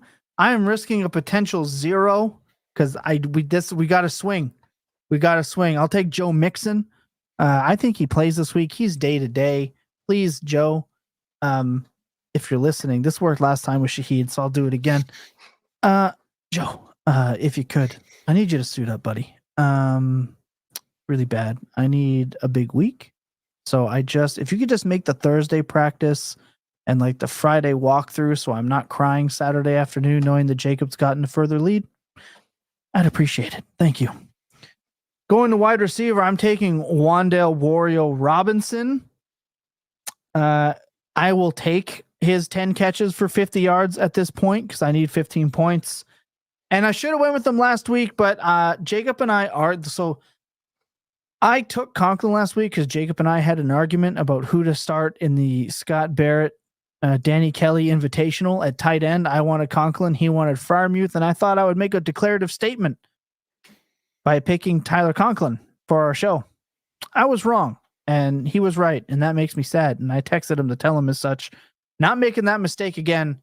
I'm going Taysom Hill to vulture another touchdown. I need big upside. Ryan, last up, who you got? Yeah, so we're going with Derek Carr against the Chiefs. Just the thesis on that one, I guess, is hopefully the Chiefs are pushing the Saints. Saints dead last in pass rate over expectation right now. That was not one I expected when I was in those tables this morning. But yeah, regardless, hopefully the Saints get pushed a bit there. DeAndre Swift against the Panthers. Panthers allowing the most schedule adjusted fantasy points per game on the ground right now. Swift just randomly became the top target in the offense last week after we heard all week about how Roschon Johnson was going to get an extended look. The usage has always been fine with Swift, so I'll take him in the plus matchup here. Rashid Shaheed at wide receiver. I believe I have only picked Rashid Shaheed this year in this game in weeks he has not gone off. So maybe fade Rashid Shaheed in DFS this week. I have no idea what his price is, what the points per dollar on that is, but yeah, if you need a reason to come off the Shaheed chalk for whatever reason, it's that Ryan picked him on this show. And then Dalton Schultz at tight end against the Bills. They spam too high. Dalton Schultz is hilariously the only guy on the Texans that benefits from too high. 5 targets in back-to-back games, whatever. We'll take Dalton Schultz. So that's that. I don't feel confident at all, though. This is like, I feel like every week I complain, oh, I'm picking last, or I'm picking like third or second to last or whatever. You guys make it so hard. I still don't like picking even when I'm first or second. I think I picked second this week. Yeah, it still doesn't feel good. It's nerve-wracking. It's a very nerve-wracking process, especially for us Dynasty heads. It's always tough out here, especially knowing that there's such a gap. Did you find a Mahomes team? No, you do not have Mahomes in any of our right. mutual leagues. So right. you've been saved from this. Not just I've been Thomas. saved. It just proves that I don't take him. Sire and I relief. haven't been taking him. That's really what it just proves. You do have Trevor Lawrence, however, in one of the leagues we're in together. I do. So what's funny about that is I can actually tell you, I was talking to Buck while that draft was going on, and I said, I think I'm going to do something really stupid, and I shouldn't do it. Because I think it was the third round. He had fallen to the third round. I said, I'm going to do something I don't normally do, and I clicked the button. And then 2 rounds later, I remember messaging him and going, I really regret clicking that button. And now I'm stuck with him. So there you go. And then I think this was actually, I think this was the league where you and I think where Jacob forced you. Yeah. To so pick then Lawrence. So that's a different league I'm talking about. So you know exactly how that pick happened. Yeah. Yeah. Jacob. You knew how that pick happened. Me. So yeah. Do you remember who I picked at the turn after that though? No, but it's going to make me cry. Probably Jayden Daniels. It was Jayden Daniels. Yeah. Because I vividly remember we got Kyler at a discount. I think we got him. I remember being pissed about that. Yeah. Right. And then he wanted Lawrence as usual. And I wanted to fight him to the death. And if he was here, I would have taken those 2 swords on display in my background. I would have given him one and we would have dueled over it. And I like my odds from frail, tall, skinny Jacob. I believe I would have been the better knight that day. And we would have taken Daniels. All right. But I was shoehorned into Lawrence over Daniels, but we're still undefeated. So everyone in that league can suck it. That includes you, Mr. Danny Kelly and Scott Barrett. We're undefeated. How do you like them apples? And that's with Trevor Lawrence, who's now been benched for Justin Fields, which is hilarious. Hilarious. And we were mocked for that pick, by the way, in the 10th round. He's coming through. Anyway, that's going to do it. Let's get some final thoughts. Ryan? Oh, man. Final thoughts. Are we doing shout-outs here? Is that what we mean by final thoughts? You can do shout-outs, final thoughts, what you have going on. Okay, yeah, you got to spell this out for me. I don't know when I'm supposed to plug myself and plug all my work, Thomas. You have to say it. I can't just infer, right? Okay, yeah. I'm Ryan Heath, at RyanJ_Heath on Twitter. You can find all of my written work on fantasypoints.com. I have 5 stats to know out as of Monday morning with some extended thoughts on just what I think are the most interesting situations every week. Advanced matchups coming out every Friday. We went 11-1 on our props in advanced matchups last week. It was very nice. Some people sent me some very nice screenshots of them winning a lot of money off of that. So that was really cool to see. Advanced matchups on Fantasy Points. Is that everything? Oh, and obviously every Friday night, right here on the Fantasy Points YouTube channel, the Underdog Drafter Party with myself and Mr. Jake Tribby. It's my second favorite show to do after Dynasty Points. I would never rank it above Dynasty Points, but smart man. It's a good time. If you are interested in the weekly Underdog drafts, I think me and Jake have some good takes, some good ideas to equip you for those every single week. So yeah, that's all my stuff. That's what's going on. And it's a new soft market. So you can definitely get ahead. You can definitely get ahead and get yourself an advantage. The Warlord, Lucas, final thoughts? So each week, each Tuesday morning, actually, War goes up on the site. We're through 4 weeks, have 6 different league types all there, plus flex and super flex positional War values. And then each week I've been doing an article on it. I did not do one last week. I did a little bit of a larger deep dive, and that actually went out today as well, looking at how players are performing for each position in War per game. Compared to the last 10 years. So definitely want to check that one out. some things are not as bad as they may seem, and some things just are just wild right now with how some of the positions are evaluating themselves so far. And then we do have some exciting news. I don't know if it's going to officially drop yet, so I'll save the most exciting stuff. But you want to make sure that you are going and joining Prize Picks and then using the promo code SCORE MORE to get $50 in free bets whenever you deposit $5. So make sure you're doing that, because we are doing lots and lots and lots of prop stuff. We have massive things with Prize Points right now with some recommendations, and there will be new articles coming out highlighting some of my favorite picks from Prize Picks. So really exciting things going on. Plus, that's going to be for NFL and college football. And then also I have college football optimized lineups that's coming out each week.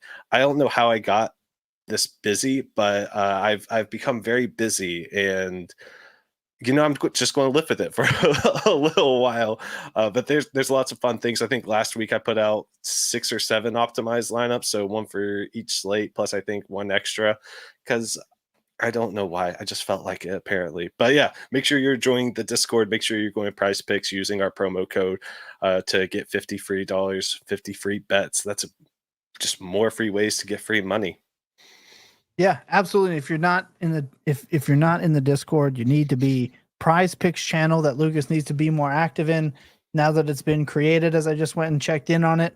So you have gotten busier, but let's chip chop. I always said, well, once you got into it and once you got your foot in the door, you'd be like me, you'd get the hook in you, and that would be it. So I'm very happy to see that happen.